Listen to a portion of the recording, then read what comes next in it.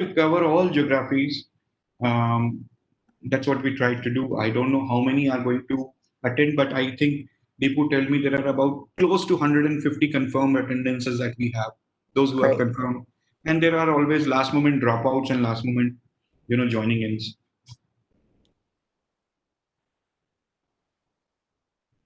Yeah, and there'll be from India a lot of CEOs, Faither? COOs, doctors will also be there. Other I think Mr. Raju Narayan has also joined in. Welcome, Mr. Raju. Dr. Henry Appan has also joined us. Yes. Welcome, Dr. Henry. Both of you are muted. You can unmute yourself in case you can hear me.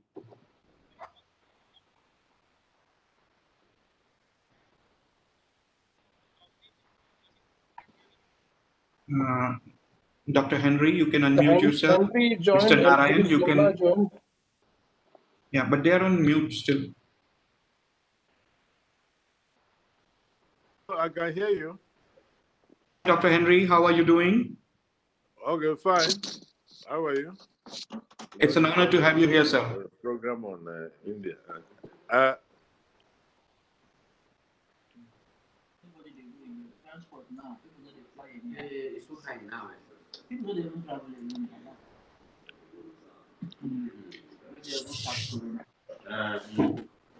Dr. Henry, hi. Oh, hi. How are you? Wonderful, sir. My name is Abhik.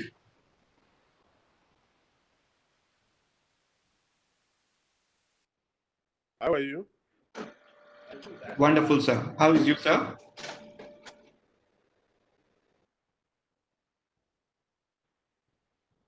Okay, fine.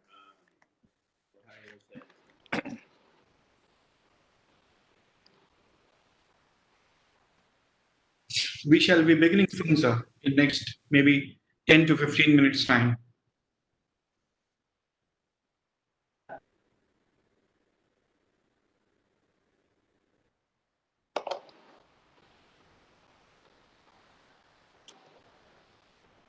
Hi, Abhi. This is Raju. Can you hear me well? Now I can hear you, Mr. Narayan. How are you? Thank you. I'm good. How are you? Wonderful.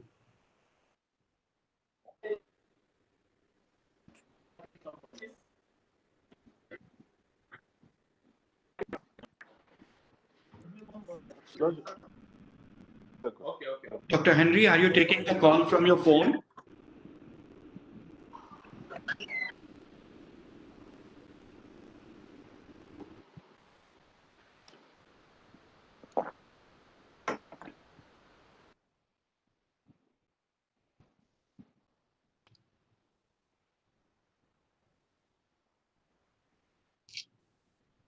I can see you, Mr. Narayan. Can you see me? Yes, I can. And the voice and the video quality are okay? Yes, all good. How about mine? Is okay? It's okay. It's sometimes going down and coming up. Right.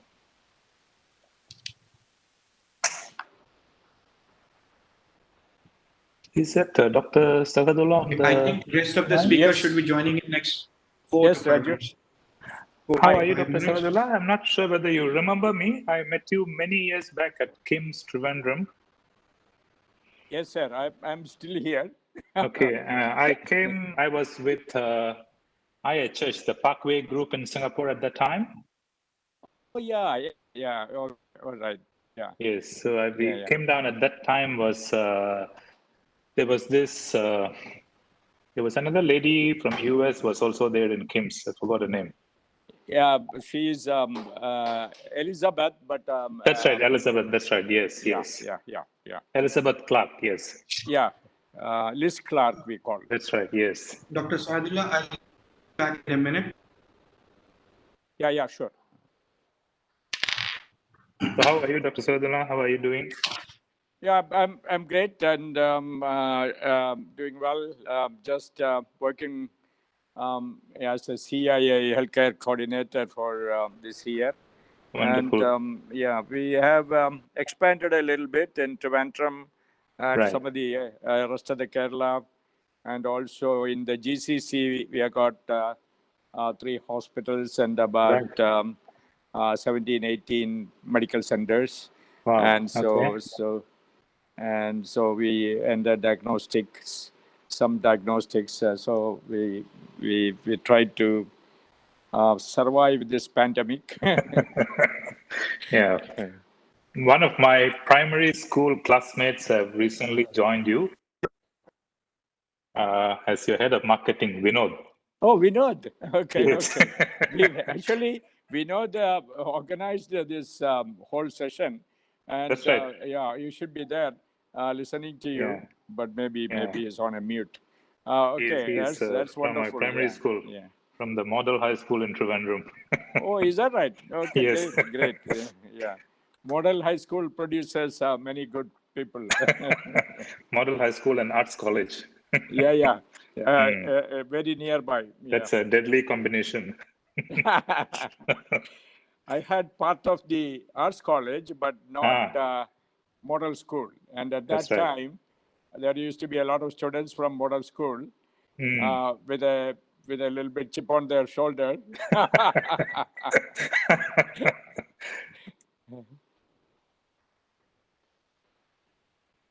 I'm currently with IFC, with the World Bank Group. Oh, you're the World Bank? Okay. Yes. Yeah. So You're based in Singapore, right? I live in Singapore, but I'm actually going to be based in Washington, DC for this job. So I would be moving in January to DC. Oh, okay. Yeah. Okay.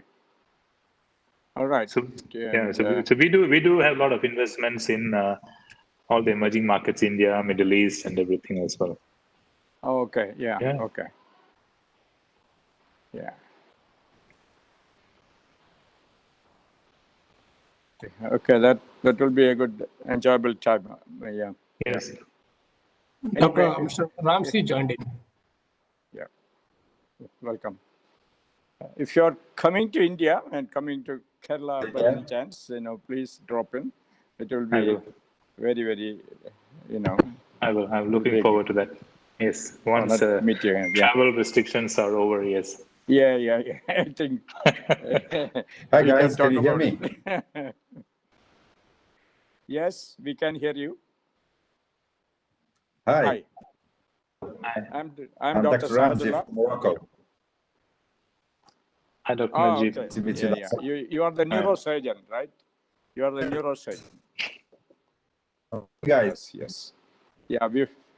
Can you hear as well? How are you coping with it? Yeah, I think, we waited for some time, and now it is in Kerala, it is getting higher numbers now. We had up to about 12,000, and now we have come down to 5,000 per day. So, not all that great, but the numbers of numbers have started now.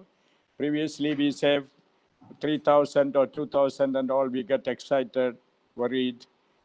Now it is 5,000, 10,000 does not matter. So we are at that stage, and people started moving around with necessary precautions. So I think, life, we are getting adapted to how to live with the COVID. Here too. Life has gone back to normal. People are traveling around, they're going on with their business as if nothing happened. Good afternoon, Dr. Najib. This is Abhik. Hello. Good to see you. What happened to your face? You had a scratch? And I had a boxing match with a small insect. Oh. Are you sure it was an insect? Yes. Well, yeah, I think so. It's not my wife. It's not my wife. There are other creatures beyond the wife also. Sir. Yeah.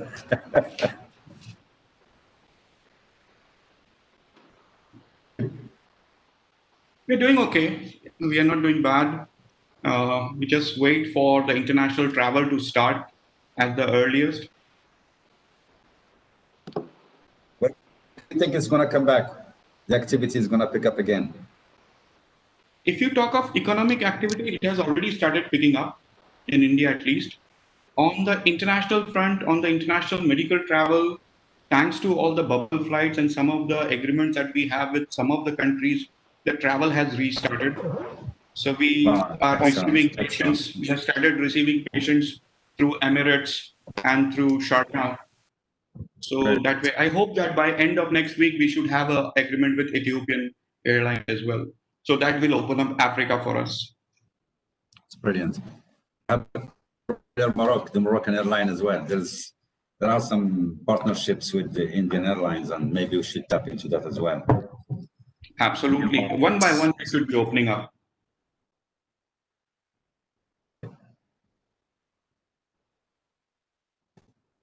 Am I on time or am I late? You are in fact 5 minutes early. Oh, good. So we are waiting for Dr. Henry joined in briefly, and then he was, I think, due to network issues, logged out. We are also waiting for Dr. Kelly.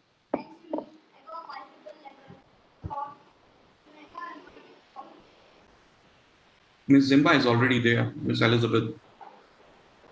Yes, hello, gentlemen. Good morning, good afternoon, good evening, wherever you are. Hello. Hi. It's good to connect with you and hear how things are going in your part of the world.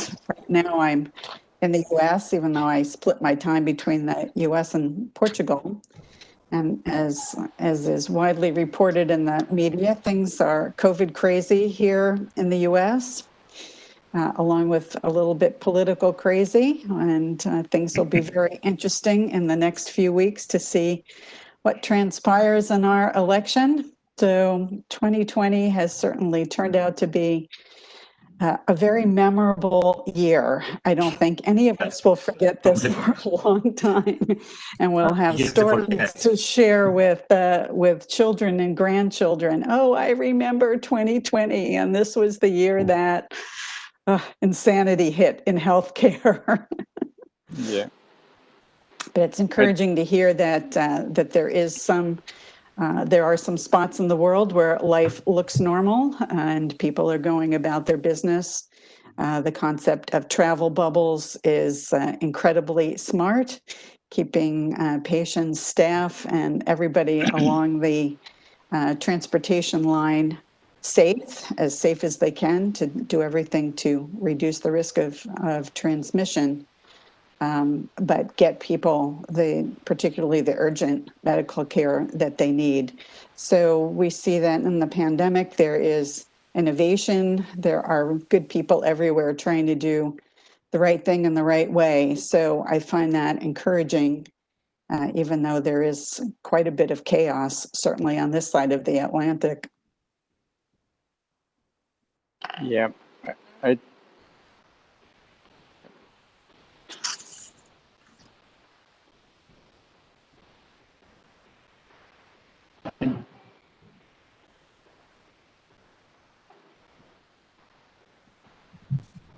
For US, I'm not sure if COVID is more chaotic or the political situation is.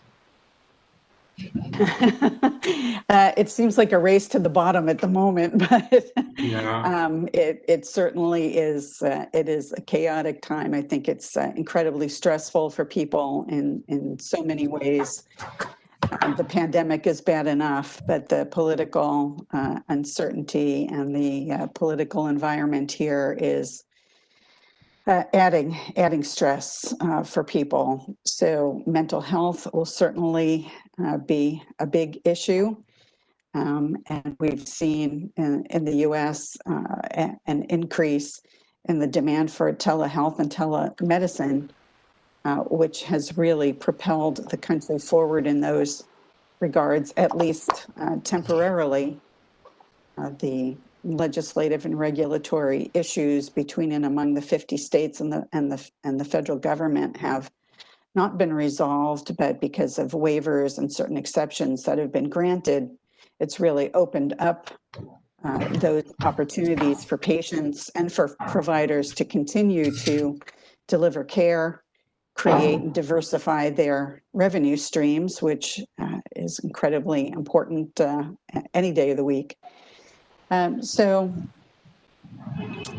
trying to put the politics aside and see what value I might be able to bring to the table for our clients, and certainly engage in discussions like this to learn from all of you, as well as to share some of what I'm seeing, not only in the US, but our clients are global. But yes, it's a toss-up, and I don't know which one is going to lose. Anyway, in 2 weeks, you will know, right? I hope About so. I hope so. I think there will be a lot of confusion in terms of ballot counting. Different states have different regulations about advance voting and when you can start counting the ballots. So some states, like in Rhode Island, where I have voted, the votes are already being counted so that at the end of the day on election day, hopefully the results for the states will be in. But other states don't allow the absentee ballots to be counted until the vote is closed. So I think there will be some uncertainty in a number of states where I expect, and the pundits expect, that voting is going to be very tight.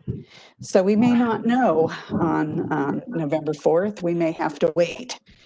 And I think that could be a very, well, I hope it stays safe for people. There's certainly concern about the eruption of violence and protest. So we shall see. But I can't worry about that today, one day at a time. We wish you good luck, Elizabeth. We are Thank from you. India closely watching the elections because of both the candidates. I mean, from Joe Biden's side, Kamala Harris is close to us, and Trump himself claims to be a friend of India. So for us, it's a neutral position as of now. But a lot of policies will change after the election results, because many of our students, business people, they are stuck here because of visa issues and everything else. So we are closely watching the election and the results of that. Anyways, we have Dr. Henry Akpan who has joined in. Welcome back, Dr. Henry. Thank you. Thank you so much. Deepu, let us know when to start. It's 5:05 already. I think it's time to start, Deepu. Yes, we can go ahead. So Ratan will join shortly. We can start. So who will join? Ratan Jalal. Ratan Jalal will join in shortly. Mr. Ratan is missing. We also have Mr. Tokunbo Ali, who has not yet joined. Yeah, he's facing some issues. He'll be joining in a couple of minutes. That's what Rajiv has messaged me. Yep. Dr. Sadullah, you may please start the session. All right. Good evening to everyone. And I think today is a very important session in this 1 month expo on medical value travel or Kerala health tourism. And that is being done by CII. And today is the panel discussion on international patients. I think we are just going to discuss how we can revive, in spite of the disruptions of the pandemic, to bring back the tourism sector as well as the medical tourism, that is the international patients, and to India. That will be the focus. But I think world over, many countries are doing medical tourism. So it will be interesting to hear from everyone. So CII and the healthcare panel welcomes you all for this session. And this is a very interactive session. So, I think all the attendees, many marketing people are there, marketing leaders, CEOs, doctors, international community, and them I and a heart welcome God on country. And it's a pleasure to introduce Mr. Apik Moitra, who will be leading this session and moderating the session. And Mr. Apik Moitra is a co-founder and director, Shinon HPG Medical Assistance. Abhik is a co-founder of Shinon HPG, a premier medical travel company in India.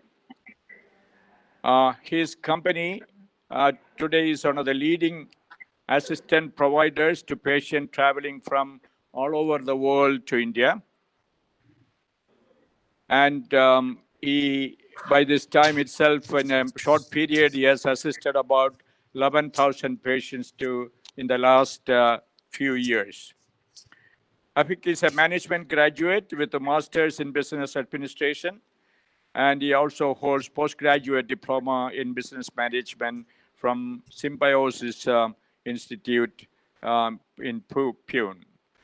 Abhik is also the General Secretary of Foundation of Healthcare and Wellness Promotion for India, and an associate involved in promotion of India as a healthcare destination. In 2018, Dr. Abhik Moitra featured in 100 Most Impactful Healthcare Leader in Global Listing.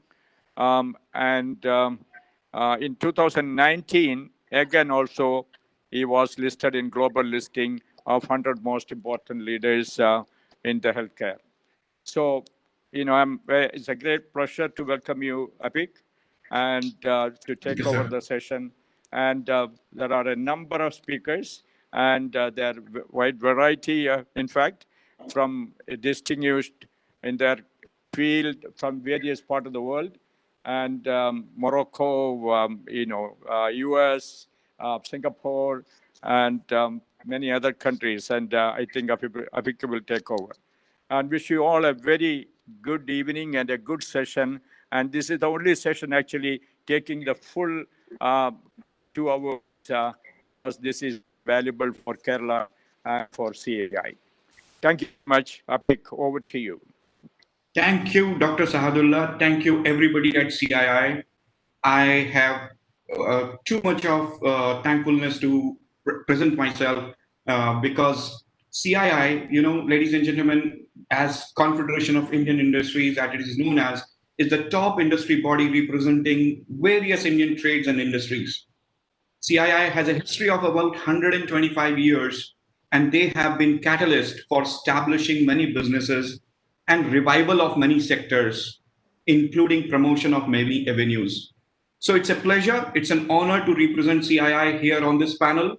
It's also an honor to represent FHWP, which is the Foundation of Healthcare and Wellness Promotion for India.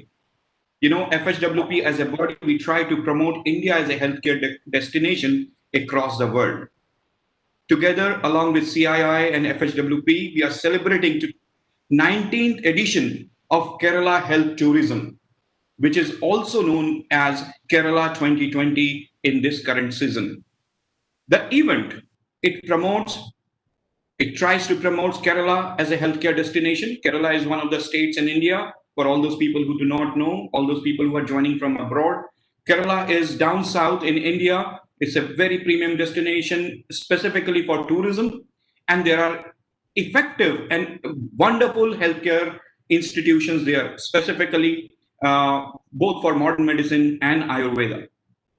The event includes the virtual exhibition and a series of discussions on how we can together promote Kerala as a destination for healthcare. And that brings me to today's discussion. Today, we have one such discussion, and the topics of today's discussion is international patients, because without international patients, no destination can be called as a healthcare destination for the world. To discuss today, we do have some very eminent personalities on this panel. I will briefly introduce them and then invite them one by one to introduce themselves in detail.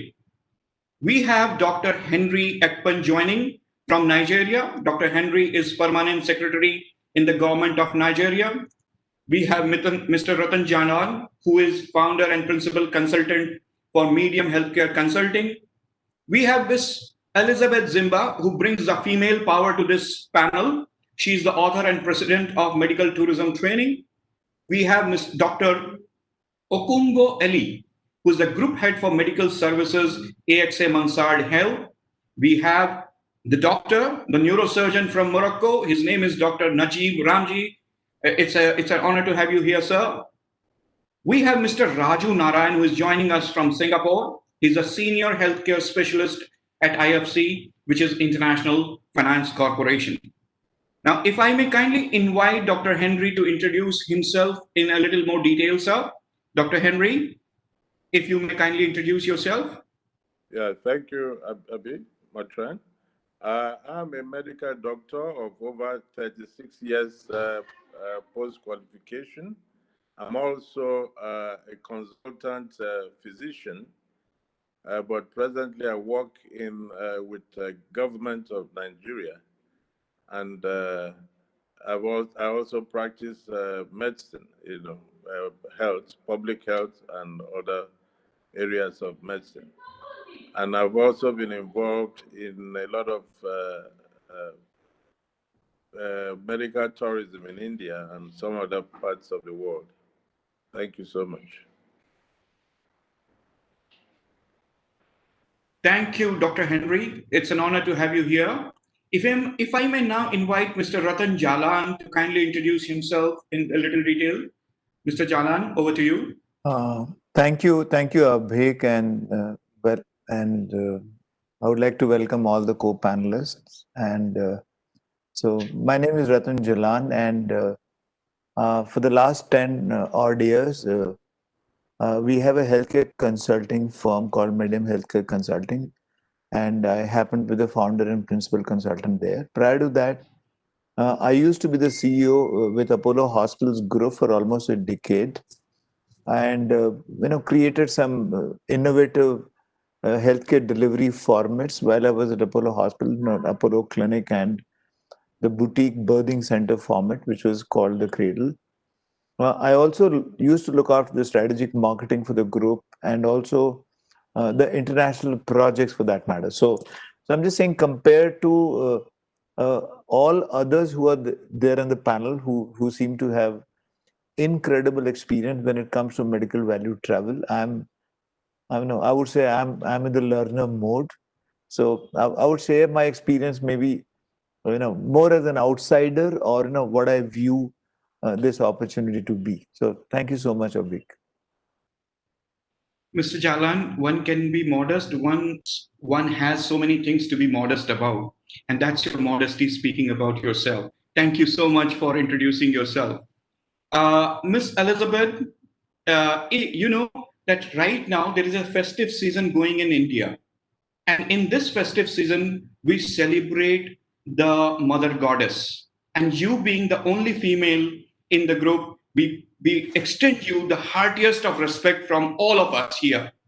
If you may kindly like to introduce yourself a little bit more, Miss Elizabeth Zimba. Thank you so much, Abhik. That's a wonderful introduction, and I hope everyone is enjoying the festivities to the fullest. It's a pleasure to be part of this distinguished panel, so thank you to CII and especially to Dr. Sahadullah for this invitation to share with you some of the knowledge and experience that I've gained working in international health travel for about the past 15 years.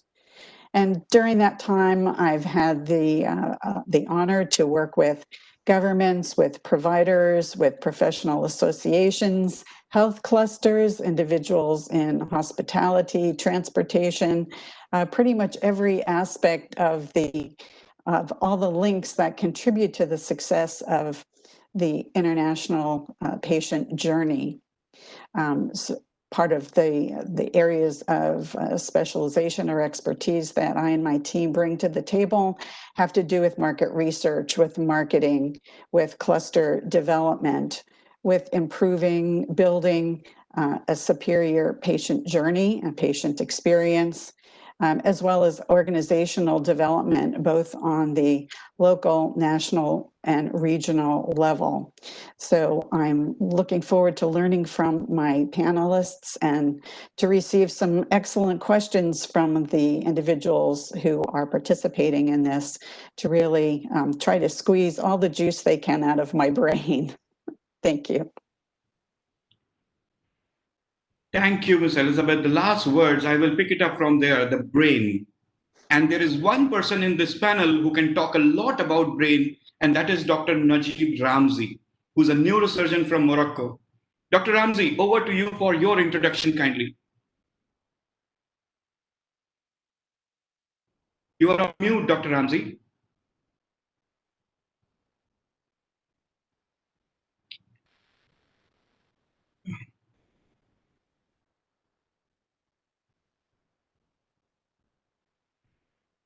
Dr. Ramzi, kindly unmute yourself. Yes, sure. Okay. Over to you for your introduction, sir. My name is Dr. Ramzi. I feel like a novice here among all of you, but thank you very much for me. It's a great pleasure.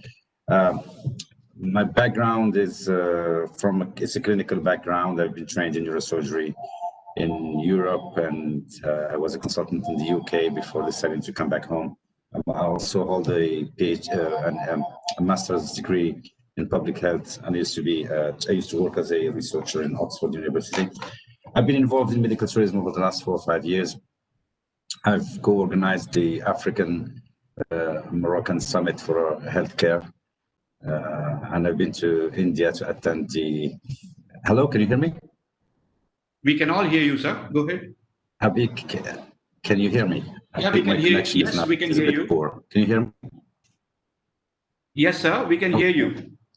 And I've been attending. Thank you. I've been attending the All India Healthcare Summit in its last 2 versions. I've also been operating on patients from all over Africa and Middle East, and some as well from Europe. So I am starting in the field of medical tourism, and I'm hoping to deserved value here in Morocco, hopefully, with your help. Thank you, Dr. Ramzi. That was quite a handsome, educational background and qualification background of yours. Congratulations, sir. Thank you. I mean, it takes really courage to, continue to go through that kind of studies. That brings me to Mr. Raju Narayan, who joins us from Singapore. Mr. Narayan, over to you for your introduction kindly. Thank you, Abhik. I'm very happy to be here today with all my fellow panelists, and it's a wonderful opportunity to be part of this, especially for me. It brings back a lot of nostalgic memories, because I'm actually born and brought up in Kerala, in Trivandrum.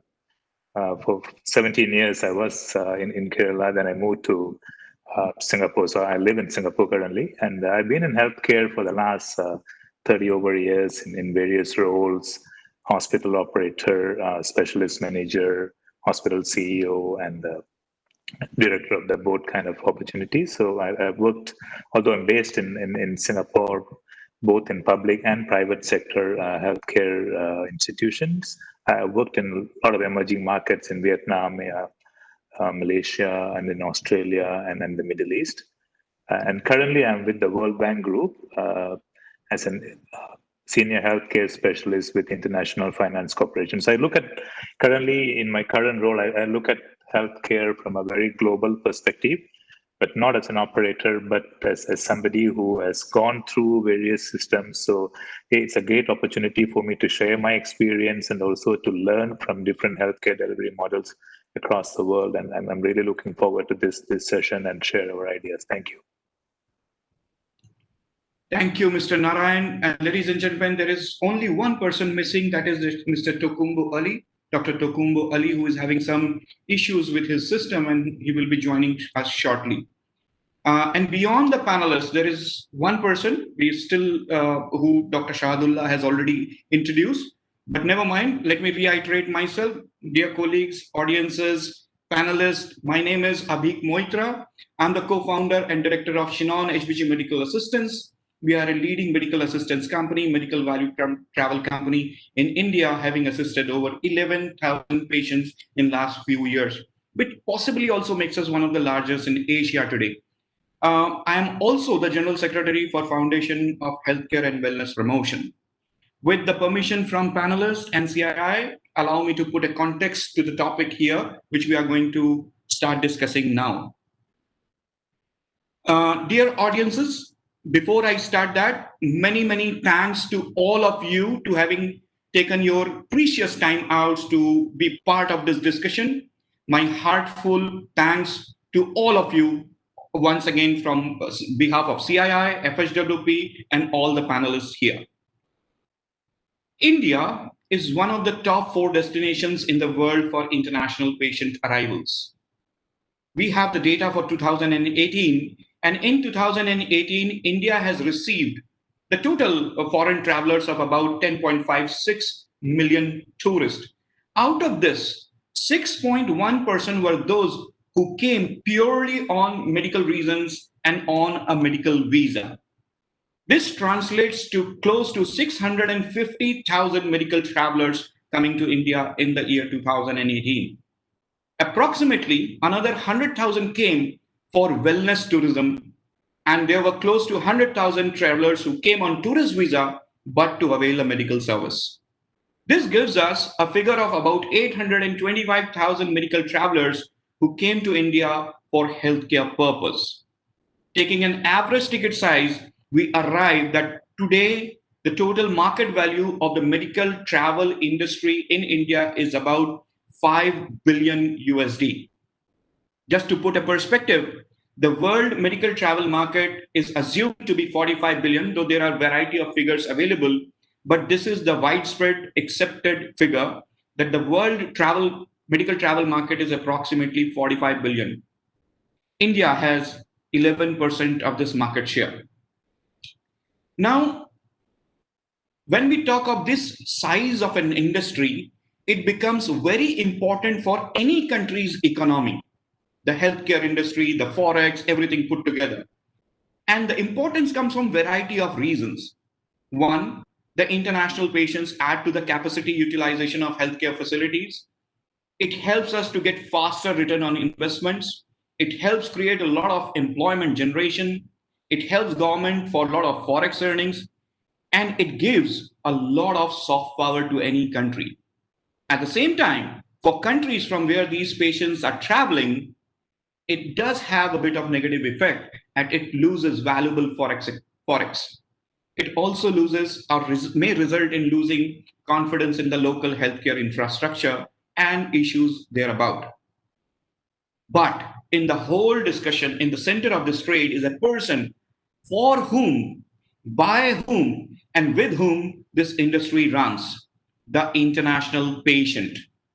Today, ladies and gentlemen, we will discuss within this eminent panel why an international patient is important for any country receiving such patients, what comforts him or her to choose a destination, what are the possible challenges that an international patient faces. With this, I once again welcome all the eminent personalities on this panel discussion, my dear panelists, and I also once again welcome the amazing audience without whom no such event can ever be successful. It is because of you, dear audiences, that we are here. Dr. Henry, are you there? Can we see Dr. Henry here? No, Abhik, I guess he logged out. Sure. In that case, I will straight away go to Mr. Ratan Jalan, and as Dr. Henry joins back, we will have the question posted to you. Mr. Jalan, in 2018, the data which is available, the private healthcare in India was valued at about 60 billion US dollars. And within the 5 billion of international market, there were about 3 billion of healthcare spends coming from international patients. I'm sure these patients play a very important role because this construct about 5% of the total industry, healthcare industry in India, especially in the private healthcare. They play a very important role in Indian healthcare, and we must ensure that the needs of such patients are well met with. From a healthcare delivery perspective, sir, Mr. Jalan, how is an international patient's needs different from an needs of a local patient? If I may pose my first question to you, sir. Mr. Jalan. So thanks, Abhik. See, the way I think is that if you're talking about an international patient coming to India, or for example, some other country for that matter, there are 2 or 3 aspects. see, people talk, for example, about food, that if you're talking about a patient coming from some other country, food plays an important role. And you need to ensure that the person gets the kind of food he or she is comfortable with. While it is important, I would consider that to be relatively superficial. Okay. The second aspect revolves actually around convenience and comfort. So people talk about, let's say, I'm just saying, from door to door, in the sense that when you arrive in the country, will ensure that you're picked up at the airport. Somebody's there to escort you. So there are a lot of services or a lot of aspects which actually relate to convenience and comfort. I'm not saying they're not important, but in my mind, I think what is of utmost importance in the case of an international patient actually is the various elements, if I may say, which would reinforce trust. Because you're talking about somebody who is physically and let's say, I mean, in some fashion, psychologically not well. He or she is highly vulnerable, very anxious for that matter. You're coming to a foreign land and you're among strangers. So anything which actually creates or reinforces trust, to me, that would be the most important piece. I mean, I remember going to Boomerang Rad Hospital in Bangkok a few years back, and just to experience their services, I personally went through the health checkup program there. And when you land up there, you find, for example, because they get a large number of patients from the Middle East, they will see to it that if you're talking about the front office for that matter, you will have a couple of people, you will have a couple of male members, you'll have a couple of female, okay, who are attired and who possibly are from the Middle East. So if there is a patient who is coming from Middle East, you can imagine the degree of, let's say, comfort or reassurance he or she gets. Okay, similarly, if you're talking about, let's say, in a hospital setting, okay, if you're talking about a doctor who actually has visited their country a few times, and if the doctor can actually converse or talk about his experience in the country, let's say, whether you talk about Nigeria, whether you talk about Sudan or Uzbekistan or whichever country, does that create some degree of comfort? I think it does. So any interaction or any conversation or any cue or symbol which reinforces a sense of trust, I think to me is of utmost importance. And that is something which a facility needs to actually build upon. I mean, that to me is the most fundamental piece. Thank you, Mr. Jalan. Ladies and gentlemen, Mr. Jalan spoke about trust, which is an emotion which is generated beyond the skill set of a doctor, beyond the technology that a healthcare infrastructure is there to offer. He spoke about the softer skill, the language skills. He spoke about his experience in Bumrungrad, where the people who were connecting from the side on the behalf of the hospital were speaking the same language. There was a gender comfort because they were both males and females there. And of course, the experience of the doctor in treating such patients because there is a better connect. And all these emotions generate a lot of trust. And this trust comes beyond the skill sets of a doctor, which obviously all the good destinations would have. It comes beyond the modern technology, which again, all the good destinations would have. So trust is something that needs to be generated, and that is something which gives comfort to the patient. He also spoke about that the kind of beyond the hospital experiences play a very important role. He began his experience from talking about food. He spoke about convenience, which I'm sure comes from the variety of hotels and the guest houses and the pickup services and the transport services that come in. So all this gamut of services put together gives comfort to a patient, which generates trust, and trust is something which creates the goodwill of a particular destination. Now, if I may come to Ms. Elizabeth Zimba kindly, when we speak of global medical travel spends of about 45 billion USD, the international patients do play an important role on the global economy.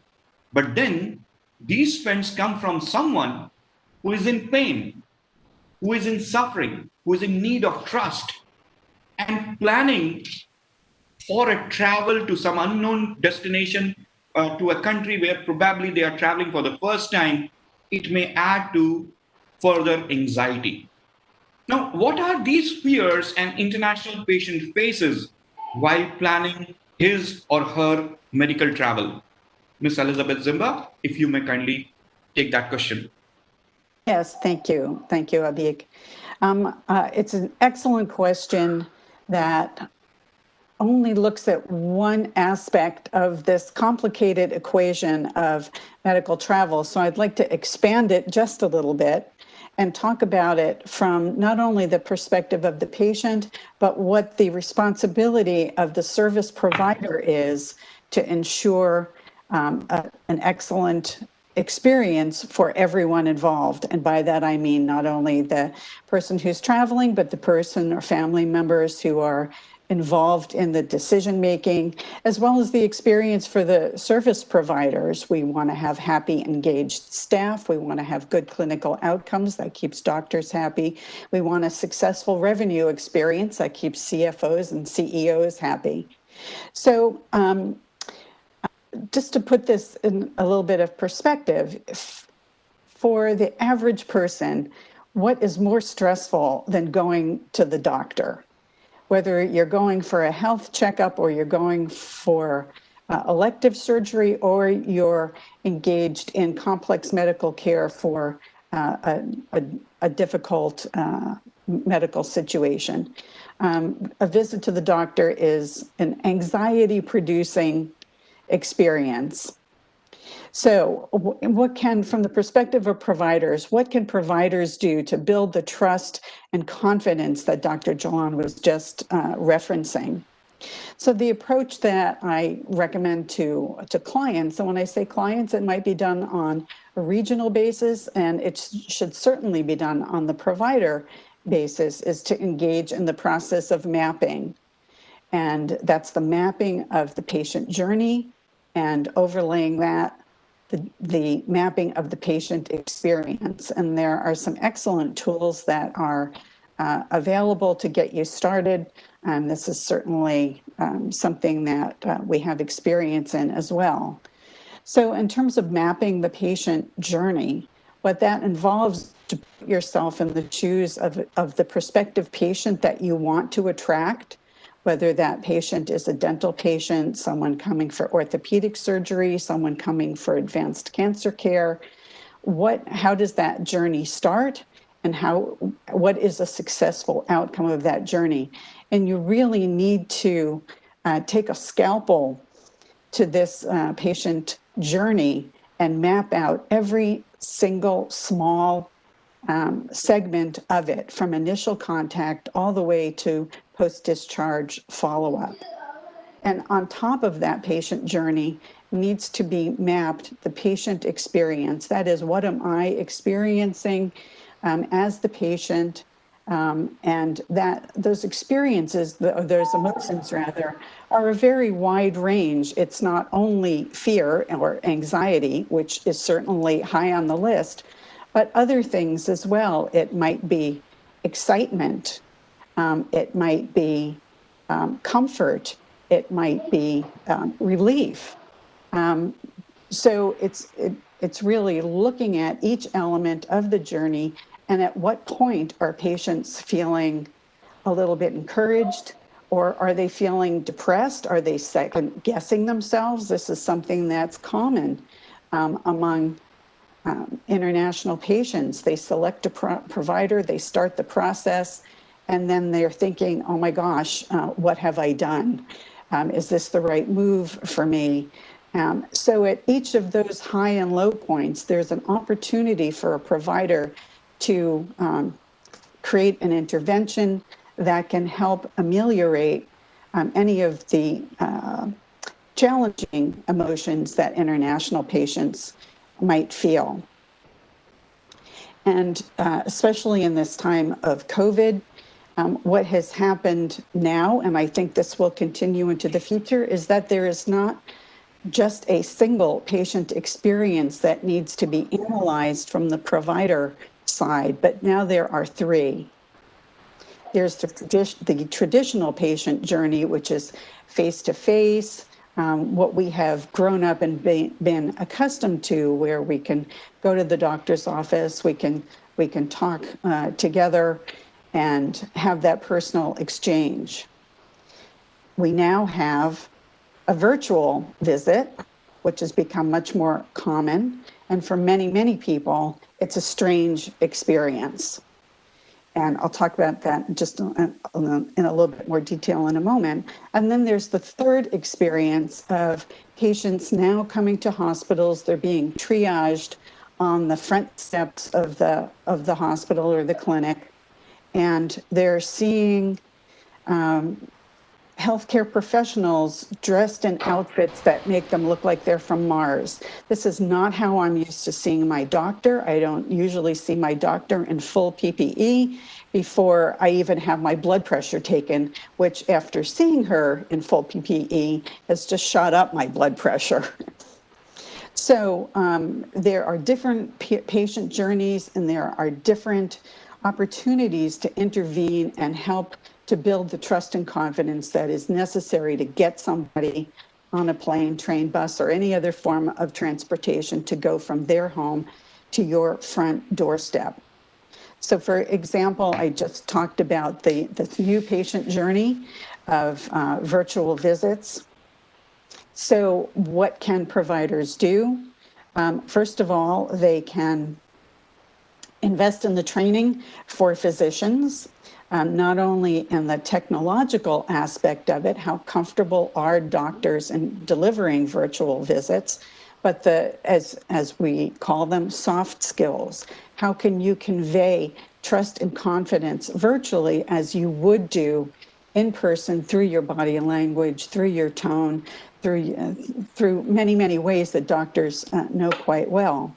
And then on the patient side, what can you do? For many patients, having a virtual visit is a technological challenge, and it's a challenge to learn how to relearn how to communicate with healthcare professionals, which are always a challenge. So there are some opportunities there for intervention. I encourage you to go visit YouTube and look at how to prepare a patient for a virtual visit. There's some excellent training videos that are already there. And if you don't have one, consider creating one for your healthcare organization. And that goes as well for people in other parts of the value chain. If you're operating a hotel, what are the new protocols at the hotel? What can you expect at check-in, and so on. In terms of fears about travel, I think Dr. Jalan did an excellent job of starting to enumerate them. What challenges will I face getting to the airport, on the plane, from the airport landing to the hotel, all of these transportation issues. Certainly a big obstacle in medical travel is outcome. What if something goes wrong? What do I do? I'm away from home. What remedies are available? What resources are there? This is really a big obstacle to medical travel. And I would say in the insurance industry has been very slow in responding to create products that will cover people who do travel specifically for healthcare procedures, and that will insure them if the outcome is not optimal. Language barriers, of course, food and culture, religious practices, all of these things that are familiar to us and part of our living at home all become a challenge to anyone traveling for healthcare. And then the final point is COVID fear. As hospitals around the world have seen, patients don't want to go to the hospital for any reason whatsoever. And how do you now address this very real, very present a very rational fear. So I think the ability to communicate and demonstrate, not just talk, but show, and the importance of videos and little training clips for your patients is incredibly important. Not just about your healthcare organization offering a clean and safe and hygienic environment, but every link in the patient journey, which is at the airport, on the airplane, in the hotel, in the taxi, or your transportation. What are your hygiene standards? Where did they come from? Are you complying? How will your patients know? How reliable are these providers that are delivering the services in collaboration with you to quell these fears and to build the trust and confidence that people need to engage in medical travel? Thank you. Oh, that was quite a detailed answer, Elizabeth. Thank you so much. Thank you very, very much. Dear all, Elizabeth began from the fact that COVID has changed the way doctors are presenting themselves. They have become somebody from the Mars straight away. So congratulations, doctors. You have all become Martians now. And she did mention the variety of fears that a patient might have, beginning from the travel anxiety, the anxiety about the outcomes and any kind of medical complication that may occur during or after the treatment. She also spoke about the cultural barriers that one may face while traveling into some other country. But she did spoke about a very important thing, which is the contemporary fear of COVID, which has resulted into the drop in the patient's trust sentiment, etc. But she addressed the whole thing that we can create a lot of soft skills in the doctor, and we can do a lot of videos, etc., which can create trust in the traveling patient. Coming to the soft skill and the need for developing the soft skills amongst the doctor, at the end of the day, for a doctor, a patient is a patient. He cannot be and should not be segregated by his place of origin. But the fact also remains that the treating a domestic patient about whom we almost know everything is very different from treating an international patient about whom we know a very little. If I may come to Dr. Najib and ask him what challenges a doctor faces while treating an international patient compared to a domestic patient. Dr. Najib, over to you, sir. Thank you. Would you like to, yeah. I might not be because my connection is quite slow. Is that okay? Yes, which is very okay. The video. But thank you for raising the issue, because we rarely think or talk about surgeons and doctors' concerns. Always talk about providers as the medical travel agency, as the hospital. But we forget that behind all these people, there is a doctor who's got also some issues and some concerns. But we never talk about them. But from my personal experience, the main concern that I have is the real thing that scares me is post-operative complications. I'm always concerned that the patient might have a complication immediately or even after they go back home. I'm always concerned that they might have a complication. As you know, surgery, the result of surgery is not something that you see immediately. Sometimes it takes weeks, sometimes it takes months. The other thing that most other doctors do have, other issue that they have is communication. Sometimes you get a doctor who only speaks 1 or 2 languages, and then the patient is from a different part of the world who doesn't speak the same language.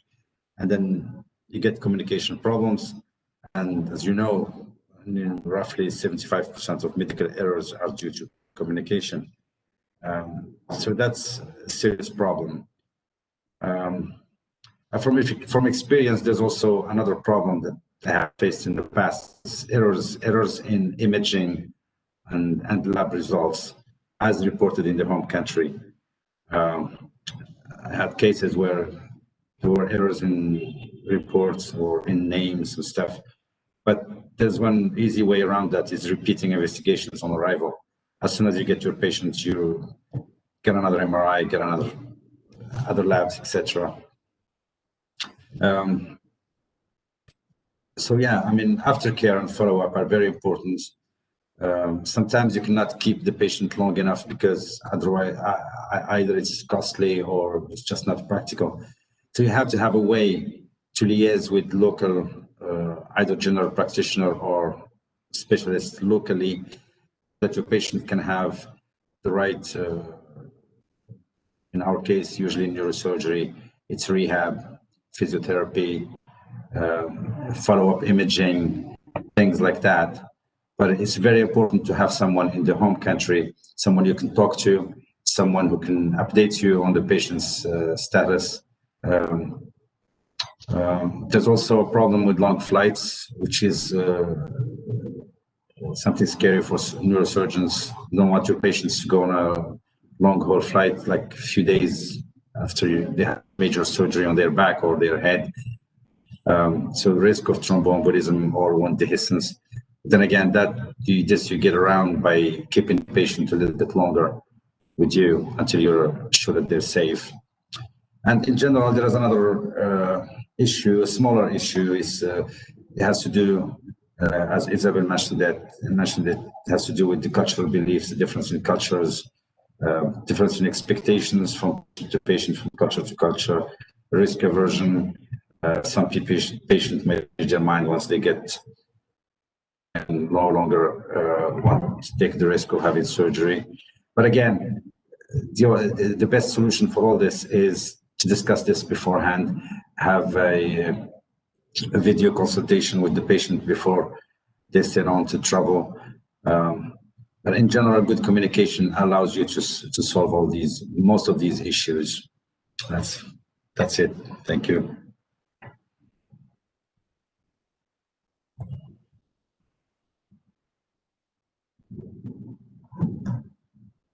Abhig, you're on mute. Thank you, Dr. Ramji. Ladies and gentlemen, Dr. Ramji did speak about the variety of issues that a doctor faces while handling an international patient. He spoke about communication issues. He spoke about the wrong diagnosis in the country of origin. He spoke, and he also gave variety of solutions on how doctors are handling this thing. Dr. Ramji began that by saying that nobody considers the importance of the doctor. Dr. Ramji, that is where I would like to point you out. No, sir, we do know how important the doctor is. In fact, we consider doctor is the most important part and parcel of this whole healthcare delivery system. So without you, nothing is going to move. You are the most important part of this. If I may come to Mr. Narayan, Mr. Raju Narayan, sir, one of the other results of international patients going to a hospital is that the healthcare facility is pushed to keep its standard of delivery, technology, infrastructure very well maintained and up to the world class. Now, all this comes at a very high investment. And coming to investment, sir, Mr. Narayan, as a global healthcare investor, what does IFC see as the factors that drive medical travel globally? Why is medical travel an attraction while making an investment decision, specifically in an emerging market? And while making the investment decision, what are the fear factors you would consider which may dampen the trend of medical travel to emerging markets, making the destination go off medical tourism list, putting your investment in danger? Mr. Narayan. Thank you very much, Abhig. That's a wonderful, wonderful question. So let me try and break it down into a couple of parts. So let's actually look at first the role of medical facility in looking after a patient. So I always put it on my team that it's very simple if you just break it down into what a patient needs from a medical facility. So if you look at it as just simple ABCD, so A being assuring the best outcome. That's your clinical excellence of the facility. So that's something as an investor we look at in terms of the clinical quality and the clinical excellence that that provider is bringing. The second thing is B, which is basically building a seamless operation. So whether the organization is a very process-driven, whether they have protocols and clinical pathways and operational protocols in place to make sure that the entire journey of the patient is seamlessly taken care of. So that is the B part. And C, most important, is creating value. It's not about how much money you pay for a procedure, but whether you get value for that money. So the creating value becomes a C, which is basically a financial excellence one. And then last but not the least is D, which is the delight with personalized care. So that's your service excellence. So these four components, the clinical, operational, financial, and service components put together make or break a healthcare operator. So when IFC looks at investments across the globe, it's not just about the financial success of that business model or the chain of hospitals or clinics, or it's something more than that. It's actually, we actually pay a lot of attention to the developmental impact, what the operator or the facility brings to that country as a whole, to the community as a whole. So the development impact is something very, very important for IFC. Then you asked me about what are the pull factors or the attractions, what pulls patients to travel to another country for medical care. So in no particular order, let's start with one thing. So the first thing being, let's say the cost, affordability. They might look at a cheaper alternative from their home country, so they can get to a foreign country and then get the same treatment at a more affordable cost. That's always been a very strong driver in medical travel. So if you look at a lot of Asian countries, you can provide a good quality service at a much relatively cheaper cost compared to some of the Western developed countries. So the cost is one of the key driver there. The second one being technology advances. So sometimes certain procedures or certain technology that is not available in your home country could be available in another country. So that could be one way. So it could be in terms of the equipment or the technology, or it could even be expertise. There could be medical travel is often driven by doctors sometimes. There's this famous doctor in this country who can treat oncology or orthopedics or a neurosurgery, and so that attracts a lot of medical travel as well. Accessibility. A lot of countries face with not able to provide medical care for their people in a timely fashion. So accessibility there's a long waiting time to get treated or get to certain procedures. So that accessibility is driving factor for medical travel. And as one of our panelists mentioned earlier on, in terms of luxury and service, so the comfort and convenience sometimes you get in a foreign country compared to your own country. So that's again another factor for maybe a relatively cheaper cost. The other thing is cultural stigma. That's another very important point, often not paid too much attention. Is cultural stigma is like sometimes certain aesthetic procedures or fertility procedures, there could be some cultural stigma in your own home country, but you might see that, okay, medical travel, or if I travel to another country, maybe I can get away with that. So that's another driver. And then, of course, the last one being the legal barriers. Sometimes certain procedures are not allowed in certain countries for whatever reason. So I see this very often in the fertility services, where sometimes donor services or surrogacy and things like that are not allowed in your country. So that kind of drives medical travel. So all these are many factors that really drive medical travel to a foreign destination. So people are willing to move out of their comfort zone and move to a distant country to do this. So now the last part which you asked is if it is all there, and what is the fear factor? What pushes people away from making the decision to travel to a foreign country? Very, very important question. We talked about all these, but there's another side to this. So the first fear factor being lack of regulations. Many countries, many emerging markets we have seen does not have a very robust legal or regulatory framework in terms of licensing their medical facilities, licensing their procedures. So that is sometimes a fear factor among patients wanting to travel. Is it safe to travel to this country? Am I going to get proper care? Is outcome going to be good? So that's one very important factor. Quality infrastructure and expertise, again, is another. In some of the developed smaller countries, sometimes that there may not be a national framework for quality accreditation or expertise. So that's again another fear factor. The other important thing which we have seen in emerging markets is that sometimes the marketing is very unregulated. That's something that's very, very important, because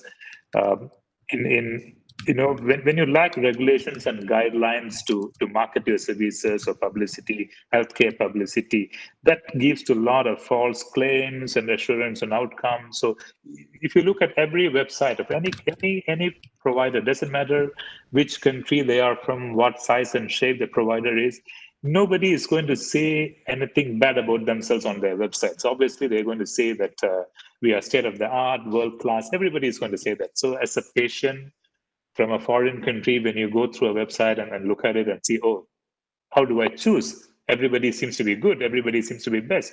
So should I choose the cheapest, or should I choose the one that looks pretty on the website? So I do not know. So that regulate the marketing regulations in some of the countries, like especially if you look at Singapore, it's very highly prescriptive how the Ministry of Health regulates marketing guidelines. So you cannot say you are best, you often you can provide the best outcome. Patient testimonials are not allowed. So it is very highly regulated. So that's very important when it comes to healthcare marketing. Lack of transparency is another fear factor. A lot of these healthcare facilities do not provide transparency when it comes to whether it's outcome or whether it is the financials or in terms of operational transparency. So that gives rise to a lot of unpleasant surprises at the end of the day. You might see a certain price quoted for you for a procedure, but at the end of the day, when you come to that country and there's a lot of add-ons and hidden costs, and so that financial transparency is not there, you might get the outcome you want, but at the end of the day, it's not going to be a pleasant experience, because these are a lot of fear factors that the patient really faces. And they're real life examples, because for every one success story of medical travel we hear, there's always 5 other stories of something gone wrong, and media plays their part in making those more widespread than the success stories. And the last thing I would want to touch on is ethical or unethical practices in a lot of countries, emerging markets, for certain procedures, whether it's transplant or fertility.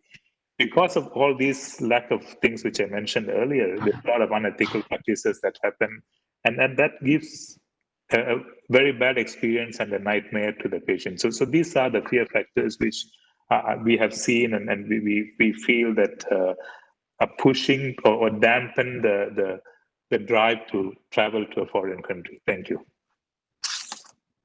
Thank you so much, Mr. Narayan. You have touched upon a wide spectrum of things. In fact, you have touched upon all the fears a patient might be having and all the comforts that a patient is looking to have. The cost, the technology, the infrastructure. Luckily, India has everything out of it. Fear factor, you did mention about the variety of marketing tactics that a hospital will play. On the website, on the face of it, everything looks very hunky-dory. And the patient gets confused whether to choose hospital A, whether to choose hospital B, or whether to choose hospital C. Because everything looks fine on the website, everything looks fine on the emails. We always need someone, a neutral person, to give his opinion. And thankfully, because of that, there is a medical travel company. who's a neutral organization who works with variety of hospitals. And whenever a query or a case comes to that medical travel company, depending upon what kind of case it is, for example, within the cancer, some hospital can be having a better breast cancer doctor compared to a prostate cancer doctor. And some of the other hospital might have a better lung cancer doctor. So a medical travel company can give a neutral opinion. But having said that, there is always this, the circle around it of ethical and unethical practices, and we need to create trust. And everybody has spoken about that particular trust. India as a destination have been able to create that trust. And as I mentioned in the beginning, it is one of the top 4 destinations in the world today for medical value travelers. But given the size of the healthcare industry in India, it is very difficult to assume why till now it has not been able to attain the status of the best destination, the largest destination, and the biggest destination. Obviously, we still have a journey to make. That brings me to my next question, which I would like Ms. Elizabeth to take over.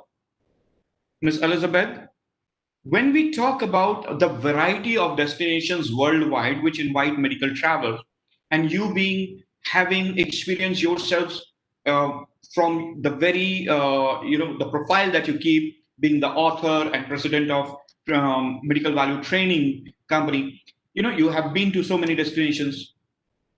From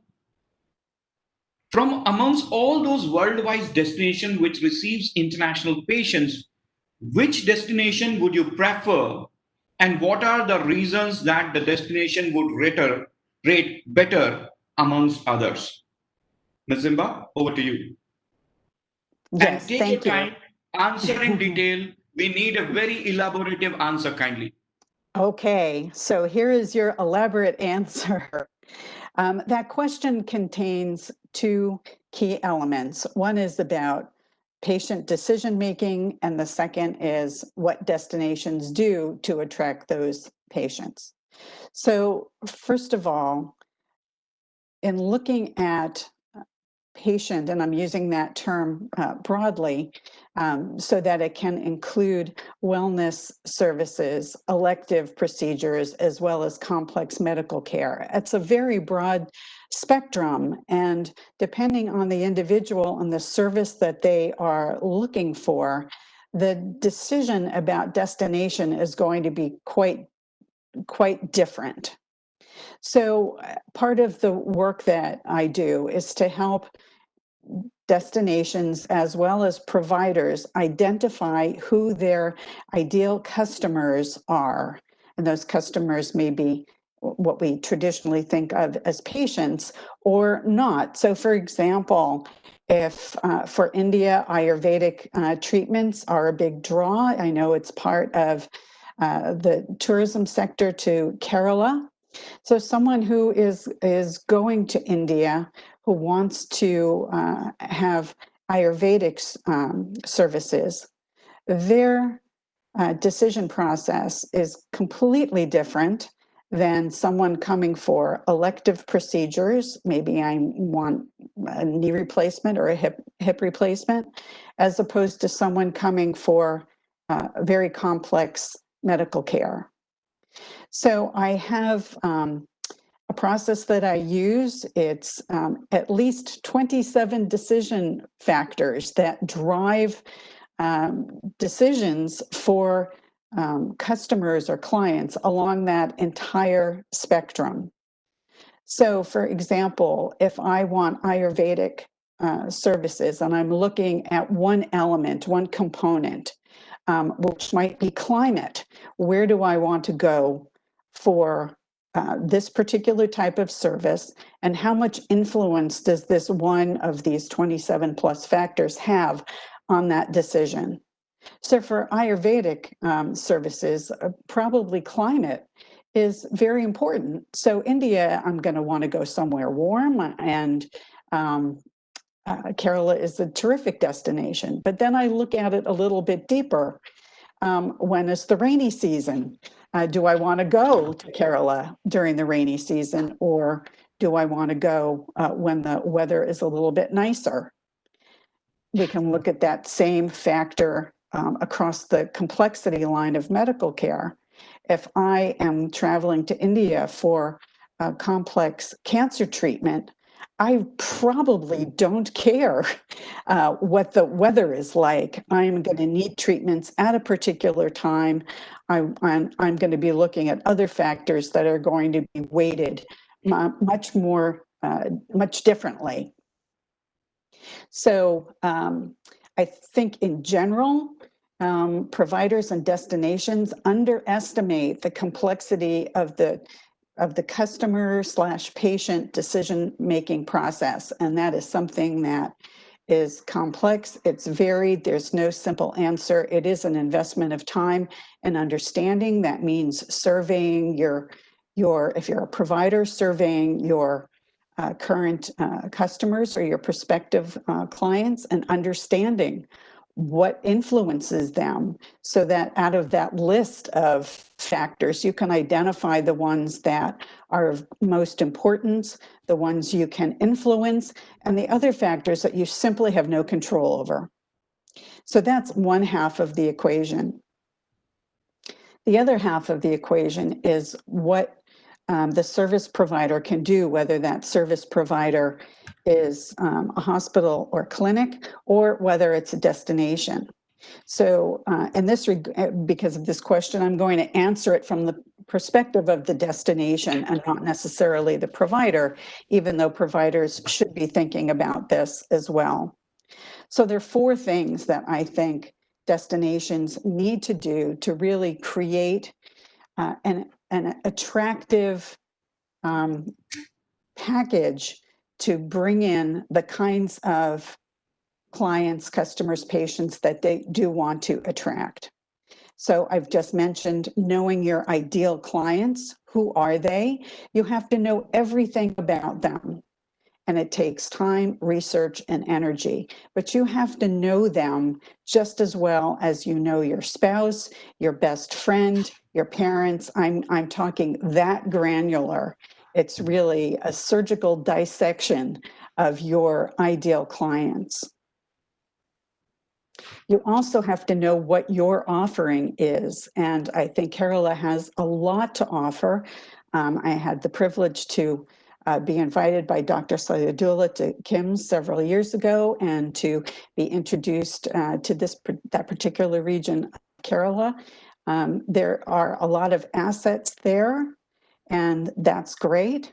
But as Dr. Raju just said, people are saying we're the best hospital, we're the newest hospital, we have this technology, that technology.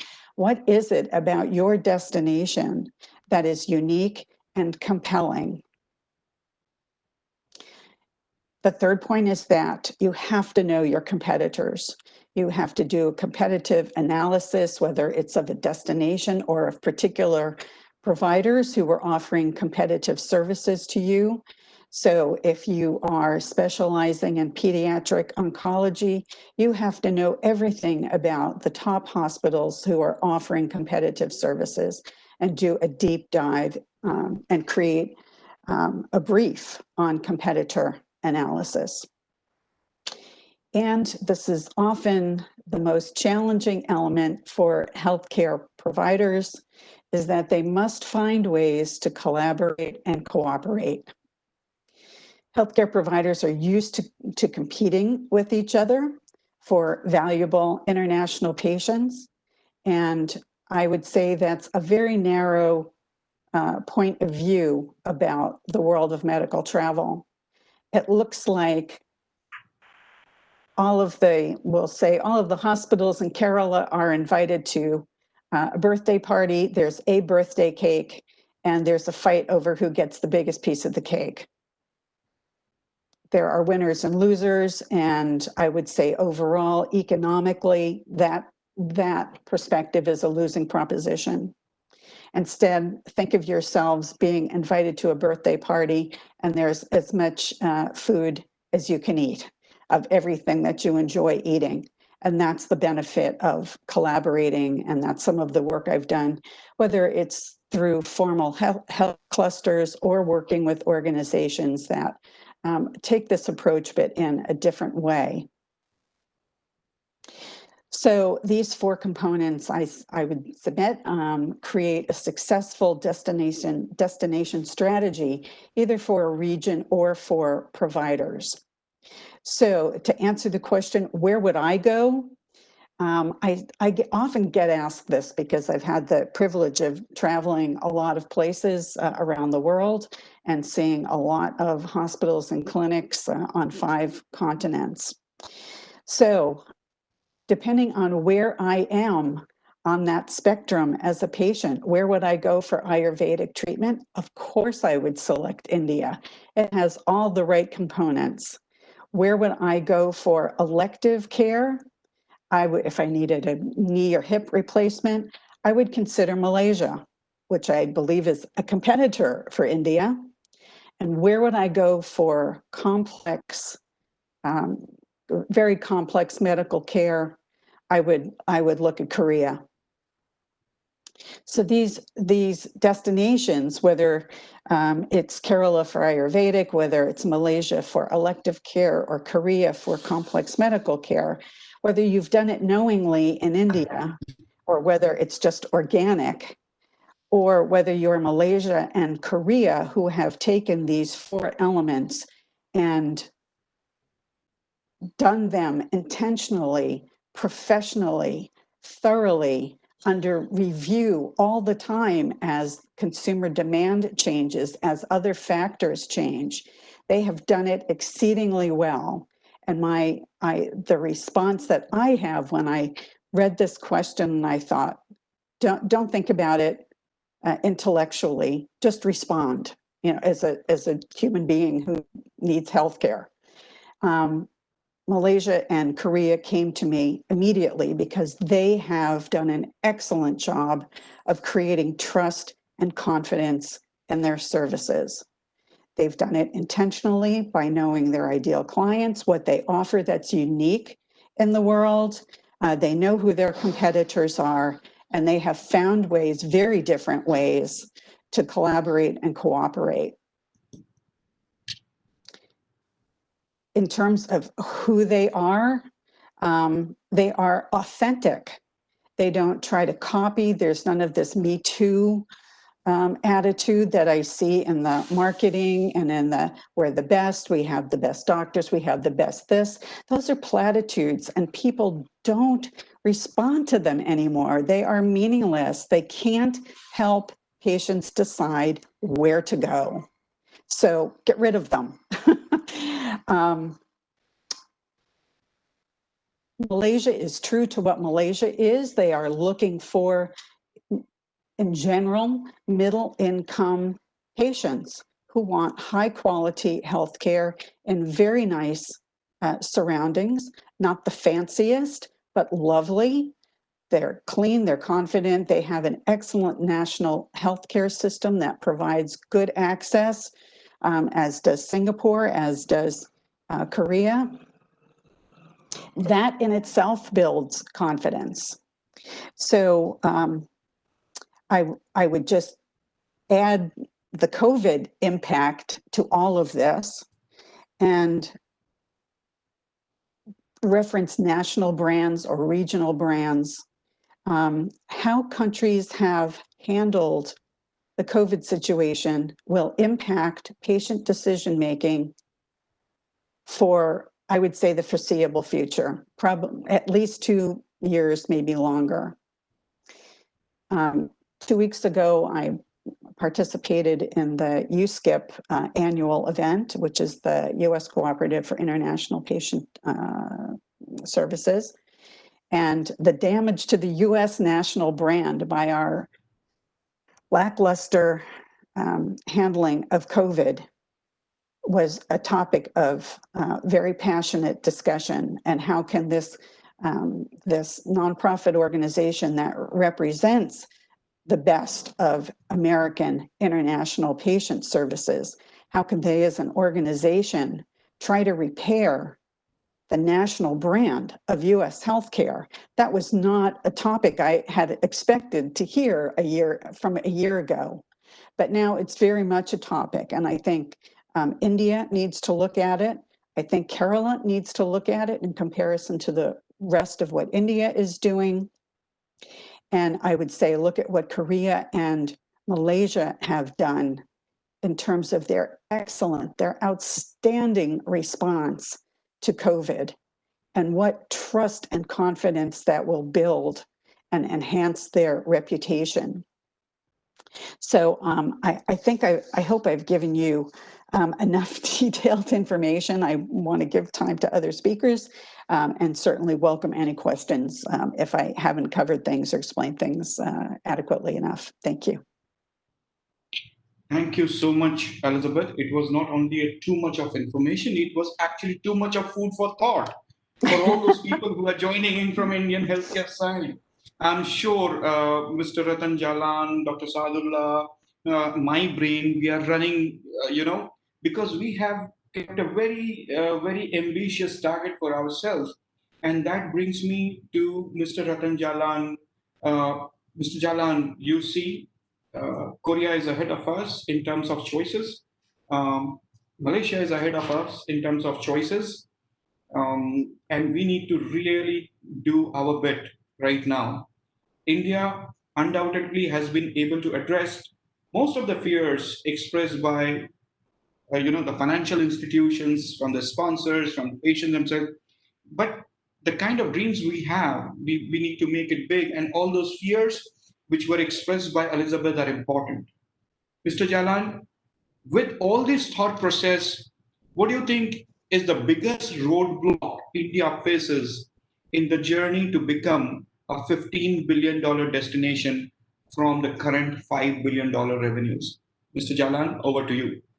So thanks, Abhik. And so I will look at this question or this issue, let's say, in two components. The first one is that for medical value travel particularly, what is the general perception people have about India as a country? I think to me that is that's of real fundamental importance. Now, when I'm talking about people's perception about the country, it actually is not about communication.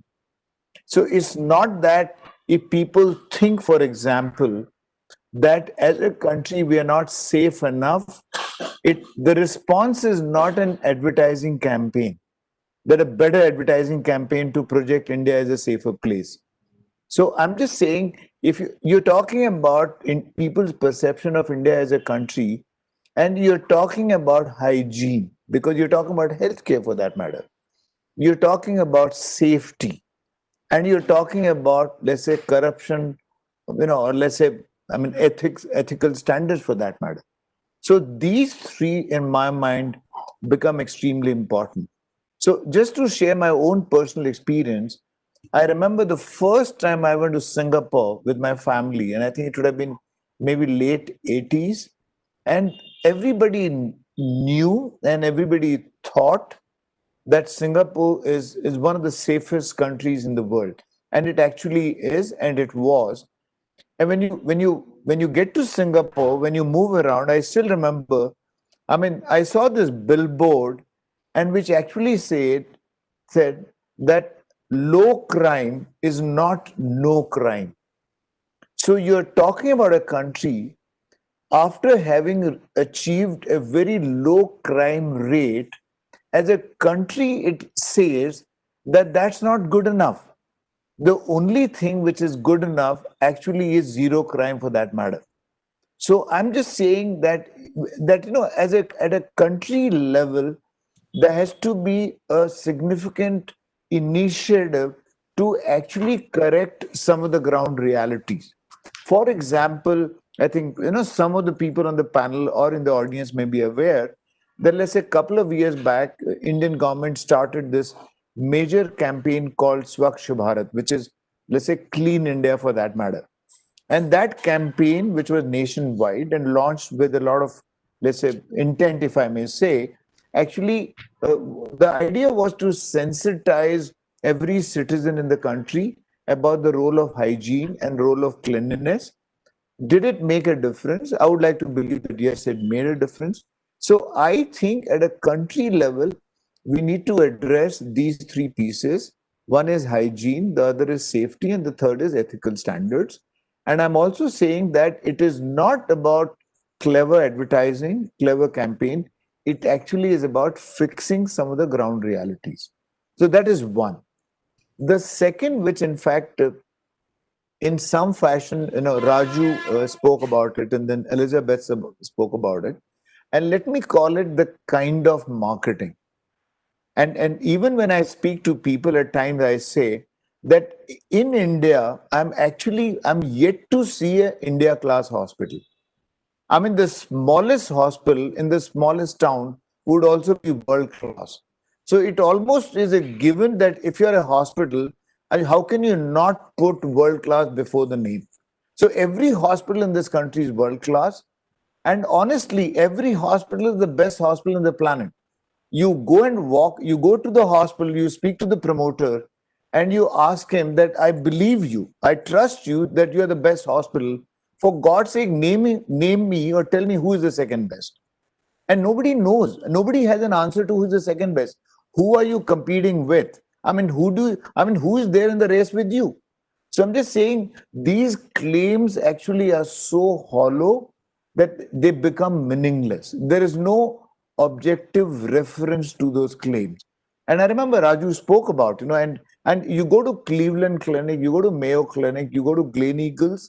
I'm just saying when they say we are good, they actually justify and they give you the evidence that what makes us good. So they would talk about clinical outcome, they would talk about the volume of procedures they do, etc., etc. So I'm just saying that I think it gets very, very hollow.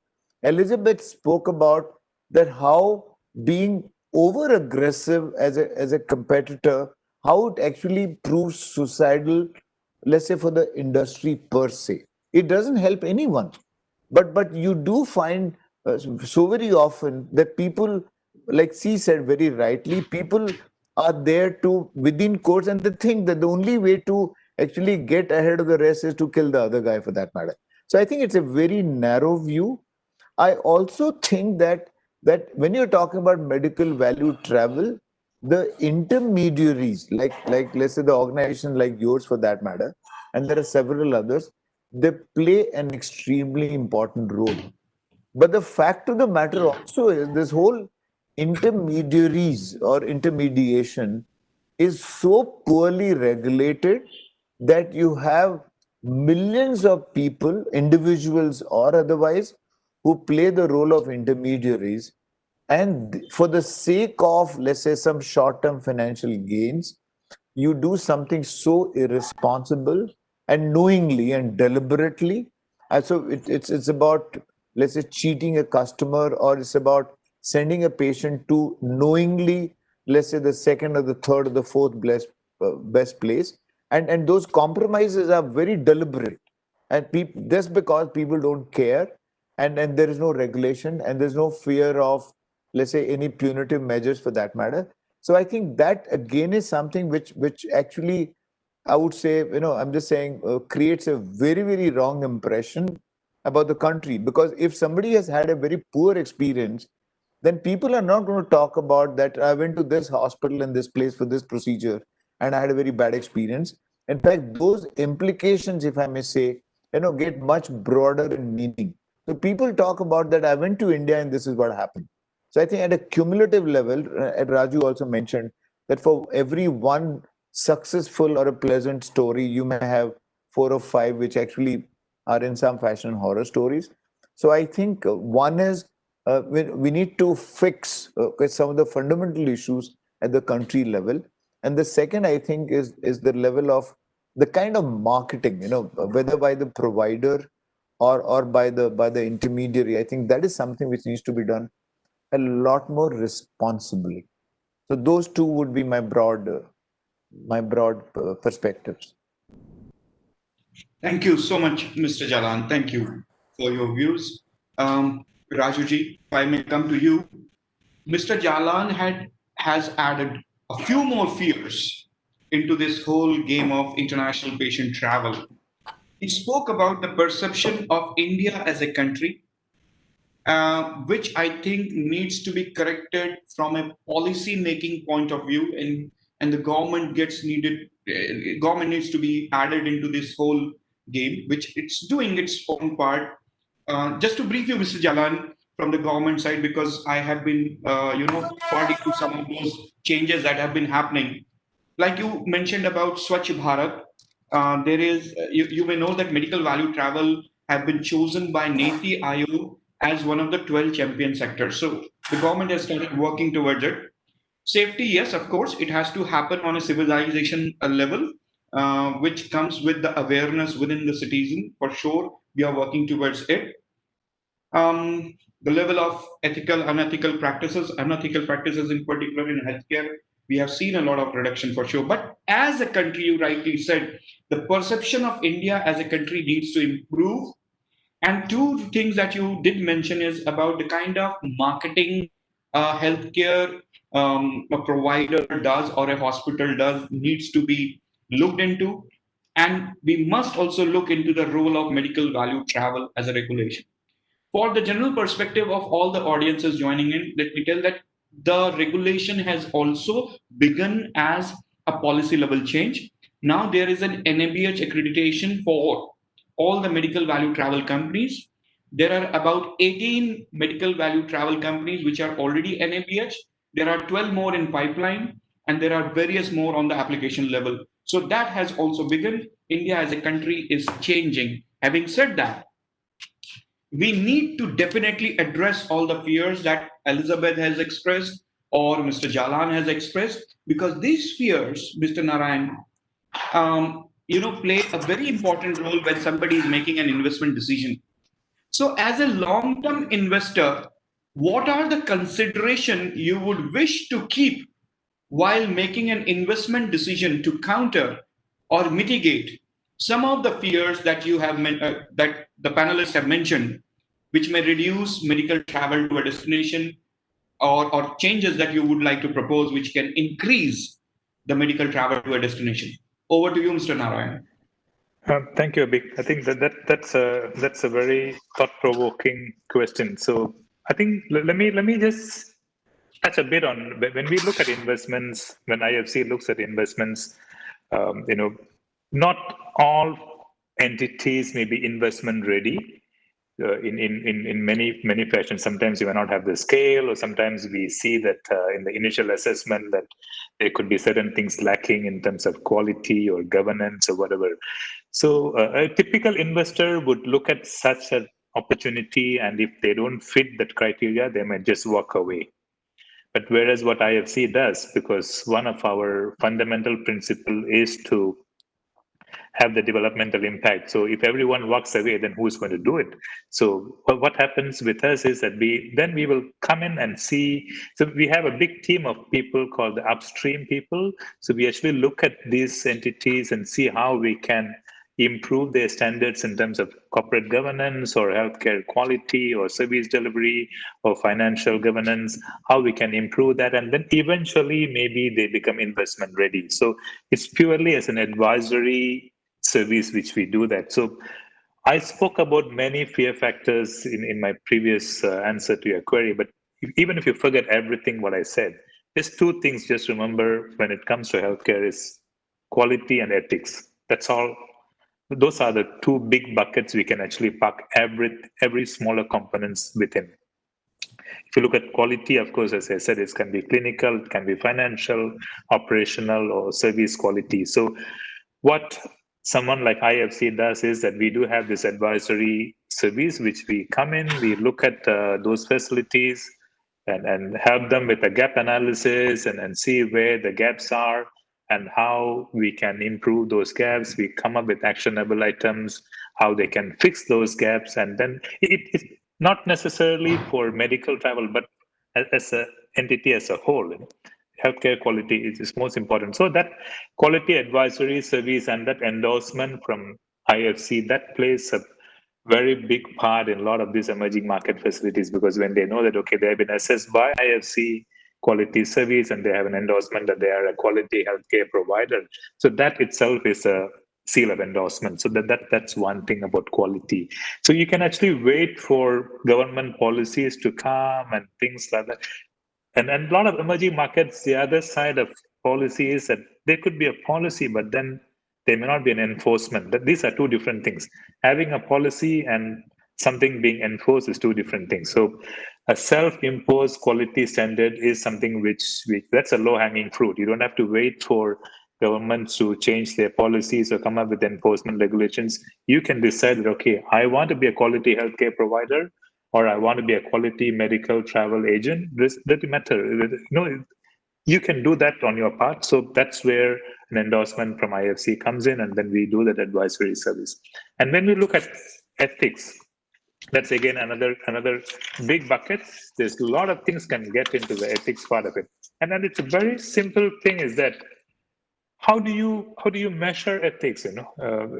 As I said, similarly as Dr. Jalan mentioned, or I also alluded to, everyone says they're world class. Everyone is going to say I'm ethical, but the definition varies from provider to provider or institution to institution. What ethics means to you may be very different from what ethics mean to somebody else. So ethical practices. So how do you endorse somebody as an ethical practice? So we have this big initiative under the World Bank and IFC.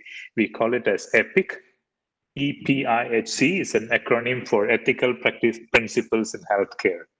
So it's a very simple process. We actually look at 10 principles.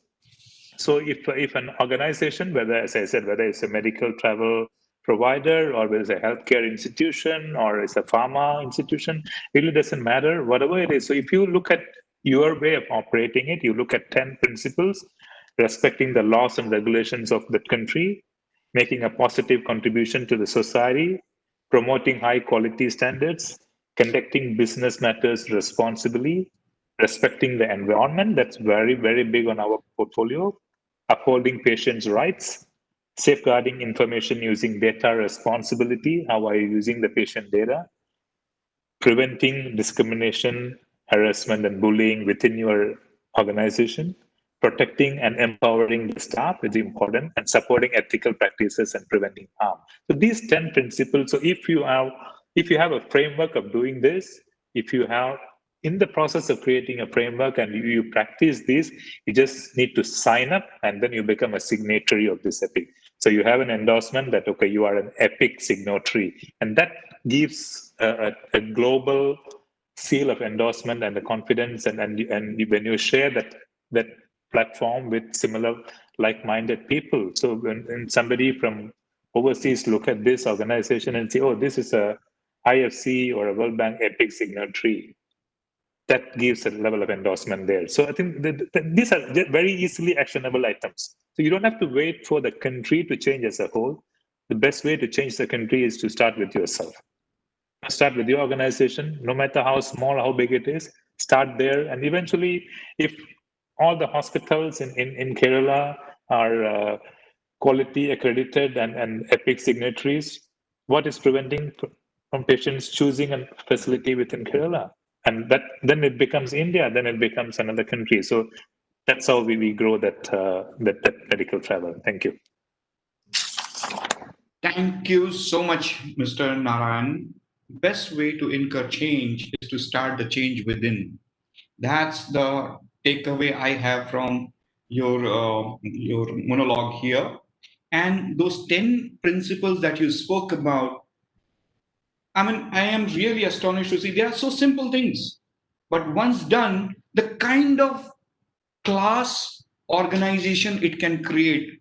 And I would really request you to share these principles or tell us where we can read about them a little more so that we can start implementing them from we don't need an endorsement seal from someone, but these are something which I think will improve the quality of culture within the organization, which can create a heavenly organization, to be precise. So if you can just mention, sir, where can we read a little more about I think it's very simple. You can just go into the website called www.epicsignatory.org. .epic, Yeah. which is EPIHC, Ethical Principles in Healthcare.org. So wonderful, once you go in there, it explains to you what these principles are, and then you can choose to sign up. And then once you sign up, it goes into the secretariat, and they review your profile. And then once they approve that, you become an EPIC signatory. It's as simple as that. You don't need to pay a fees. You don't need to sign 10 different forms. Nothing. It's just very simple. Dear audiences, if you are looking into this, I know there are a lot of medical value travel companies and hospitals listening to this talk now. Please, I will repeat the website www.epihc.org. Look into it really seriously. Now, I can see that Dr. Henry has joined us back. I also saw Dr. Tukumbe Ali a few moments ago, but then he has disappeared again. I think a lot of issues in Nigeria regarding the network. But Dr. Henry, can you hear me? Yes, I can hear you clear. May I come back to? I'm very well, sir. Sorry about all the issues you have been facing there. All right. You have missed a very major part of the discussion, but we are glad to have you back. You're right. Yes. Sir, if I may kindly ask you, going back to the first question, India has witnessed in 2018 about 13,000 arrivals from Nigeria. So these are the kind Nigerians who have traveled to India. Total number is about 13,000 in 2018. A whooping 47% of these arrivals came on a medical visa. They were medical travelers. Yes. Just to add to it, I know for sure a lot of Nigerians have been traveling to seek healthcare overseas. They have been traveling to US, to UK, to India, and to South Africa for sure. Now, if I may ask you, sir, what are the biggest challenges Nigerians face while traveling abroad for healthcare? Thank you so much. I think, like you said, I think the issues are usually with the visas, getting the medical visas.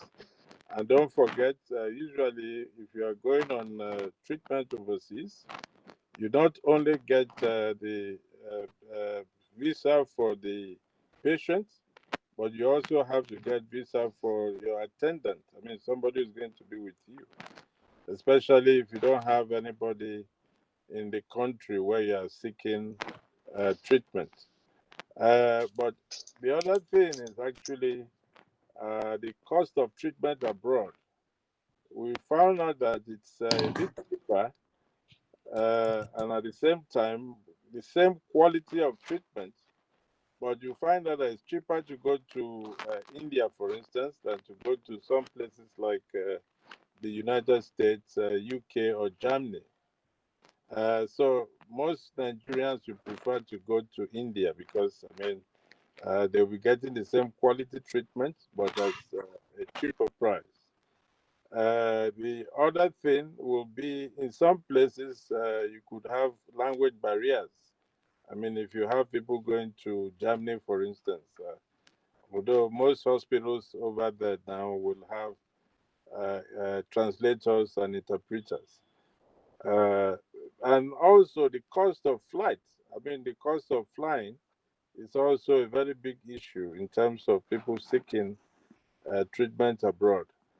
Now we have Ethiopian Airlines and some other airlines who have very comfortable and affordable prices from Nigeria to India.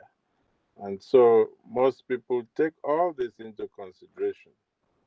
So usually we find out that Nigerians are going more to India for medical tourism than in some other countries of the world. Thank you. Thank you so much, Dr. Henry. Kindly do not go anywhere now. I have one more question to be asked. Please stay there. Dr. Najib, are you? I can see you are still there. Yeah. Okay. So, Dr. Henry spoke about two things which can impact the medical travel. He spoke about the cost.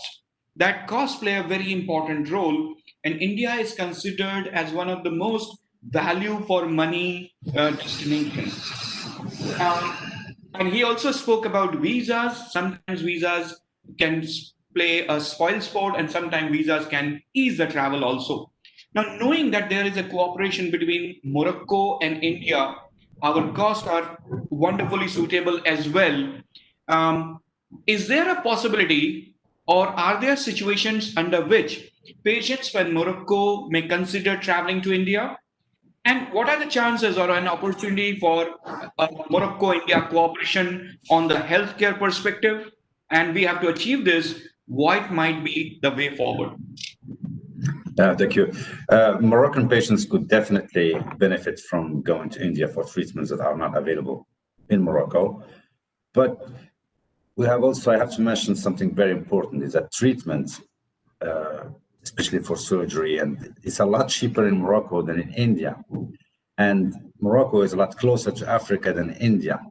So why can't we think about like a new business model for Indian hospitals and investors in where they would come to Morocco, invest in Morocco, outsource into Morocco, that will enable them to beat the competition coming from Malaysia, Korea, etc., and Turkey. Because as I said, Morocco is a lot cheaper. Health professionals are trained mostly in Europe. Most of them are still allowed to practice in Europe. We have the advantage of the languages. French is fluently spoken in Morocco, Arabic as well. Most people also speak English. And Africans don't need visas to come to Morocco. So I think if Indian businessmen could, think about it for a little bit, they might be worth their money to invest in Morocco, at least for the future, than competing with. I don't know. It's just an idea. I don't know what you guys think about it, but to me, it makes sense. I don't know what you think. What's your opinion on it? So Indian hospitals have been definitely making a lot of investment abroad these days. I can quote you examples that some of the hospitals from India has lately invested in Kenya. They have taken over hospitals, turned them around. Some of the hospitals, in fact, my own company, we have helped hospitals from Uzbekistan and Mongolia to get investments from India, as well as get, investment can be in form of equipment and all these things. So we did all these kind of projects, and what you propose to us is something that I will request all my CEO friends to look into. Definitely, I will make them get in touch with you Yes, for sure in times to come. Definitely, we will do that. As I said, we also have access to European patients because of the proximity. From my hometown, you can fly to London in 3 hours, to Brussels in 3 hours, Paris in 3 hours, Madrid is in 2 hours. New York is in, I think, 6 or 7 hours. So it's quite close to America as well as, of course, Europe, just next door. So maybe for you. And needless to say, Morocco is a very beautiful country. Thank you. It is, yes. Yeah. People from Africa do not need a visa to go to Morocco, and visa is something which is very sentimental. Yes. Dr. Henry, are you still there? Do we have Dr. Henry still? Dr. Henry, you are muted, sir. So we spoke about visas. And for last few years, Nigerians in particular have been facing a lot of issues in getting visas to India. Has this issue changed the travel behavior of Nigerian patients? Have they started going to any different destination? What are these kind of changes that you have noticed? And do you plan to engage with government of India to ease these issues? My question to you, sir. Yeah, thank you so much. But let me respond to Najib first. Najib says when you're in Africa, you don't need a visa to Morocco, but it's for, I think, West Africans. I think you need a visa to be able to visit Morocco anyway. But in terms of visas for Indian medical tourism, I think there's been a lot of improvement recently. Initially, we used to have delays in getting medical visas to India, sometimes taking up to 3 or more weeks. But in recent times, due to the cooperation between the government and our Foreign Affairs Ministry, now you can get your visa within 5 days. Once you have gone for the personal interview appointment, you usually will have to have schedule an appointment to be present physically. But we are looking at a situation to even make it better, where people can even have online medical visas. Presently, we don't have an online medical visas. You have to be there personally, in person, book an appointment, and then go for interview, and then get a visa. But we think that if you were able to get this online e-visa, e-medical visa, it might also make it a bit easier for travelers, because when you have an emergency and you have to wait for up to 4 or so days, then we are not sure whether the patient himself will be able to get to the hospital. So we are now working on having e-medical visas, and we have been able to talk to the Foreign Affairs Ministry in the country to have a discussion with the Indian government to make that come to be. So presently there's an improvement, but we are still hoping that we can get an electronic medical visas, or even medical visas on arrival. We don't have that too. So if we are able to get to that stage where visas you can get within a day or so, then it will make it easy for patients who are, who have very serious problems that are more of emergencies, to be able to get up to India. The other issue about the visa is now, because going to India, you either go through Ethiopian Airlines, or you go through Etihad, or you go through the other airline, Emirates. Emirates. And all these airlines, you have to stop over in their at their own capitals, and we see that there's some time wasted.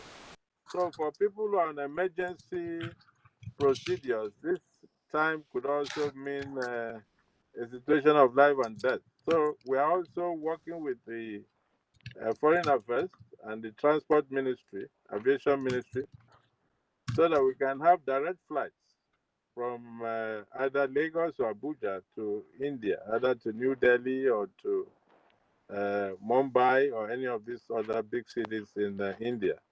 So that if you have a direct flight, the patient too is more comfortable for the patient to be moved from Nigeria here straight to where the hospitals are, either in New Delhi or Mumbai or any of these other big cities. So apart from the visas, looking out for e-visas, we're also looking at where if we can get visas on arrival, so that it can make it a bit easier for patients. But on the whole, I think there's been some improvement in getting visas for medical visas to India. Thank you so much. Thank you, Dr. Henry. Be there online with me. I have one more question for you, but before that, let me inform the audiences here and the panelists here.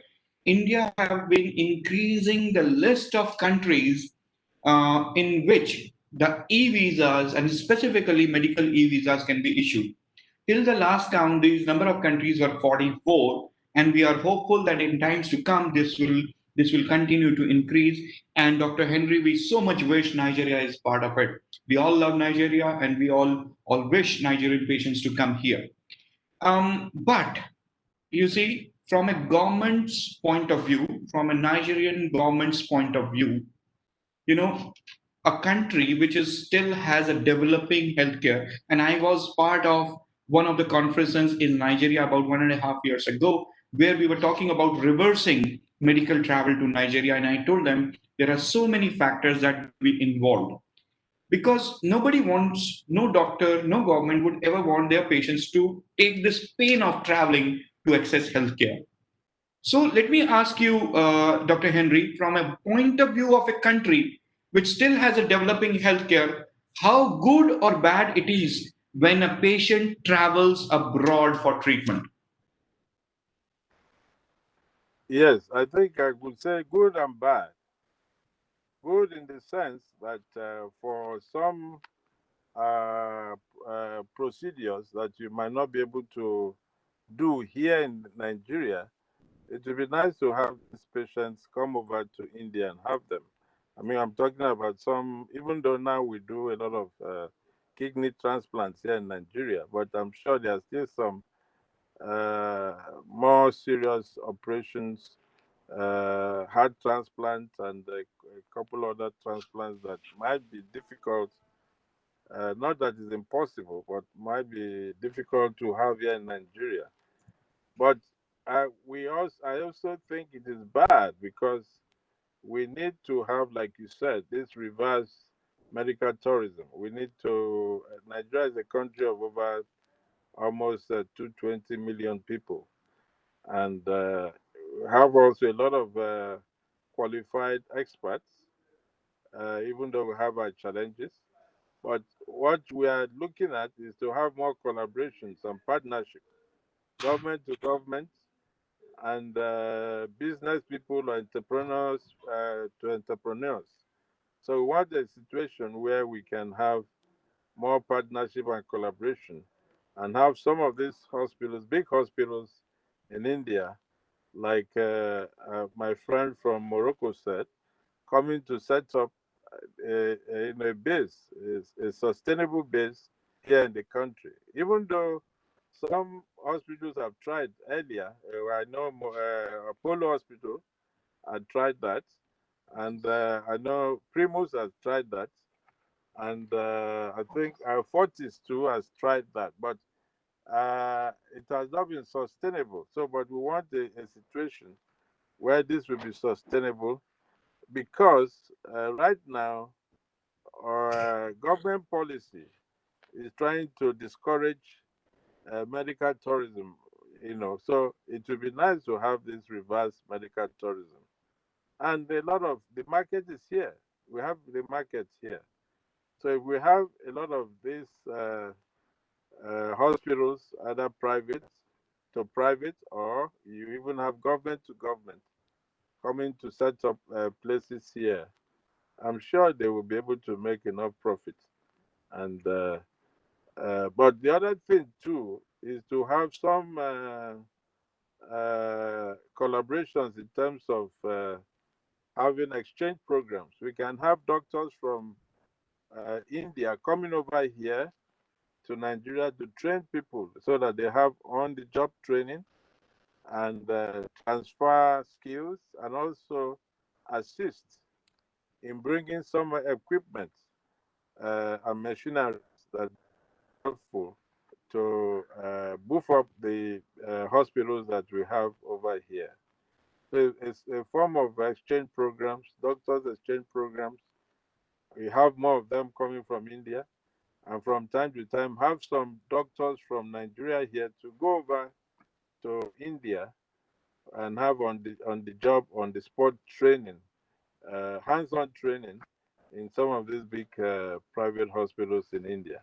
But there must be some form of collaboration and partnership so that we can have a situation where we still have people here getting very expert specialist treatment here, but working hand in hand with doctors from India. So I think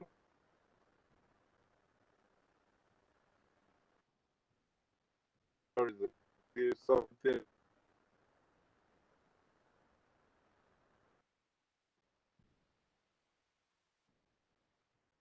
need to be sustainable. In that way, we reduce issues of very emergency, life-threatening conditions being seen in country. So I think we can do that, and it will be a win-win for the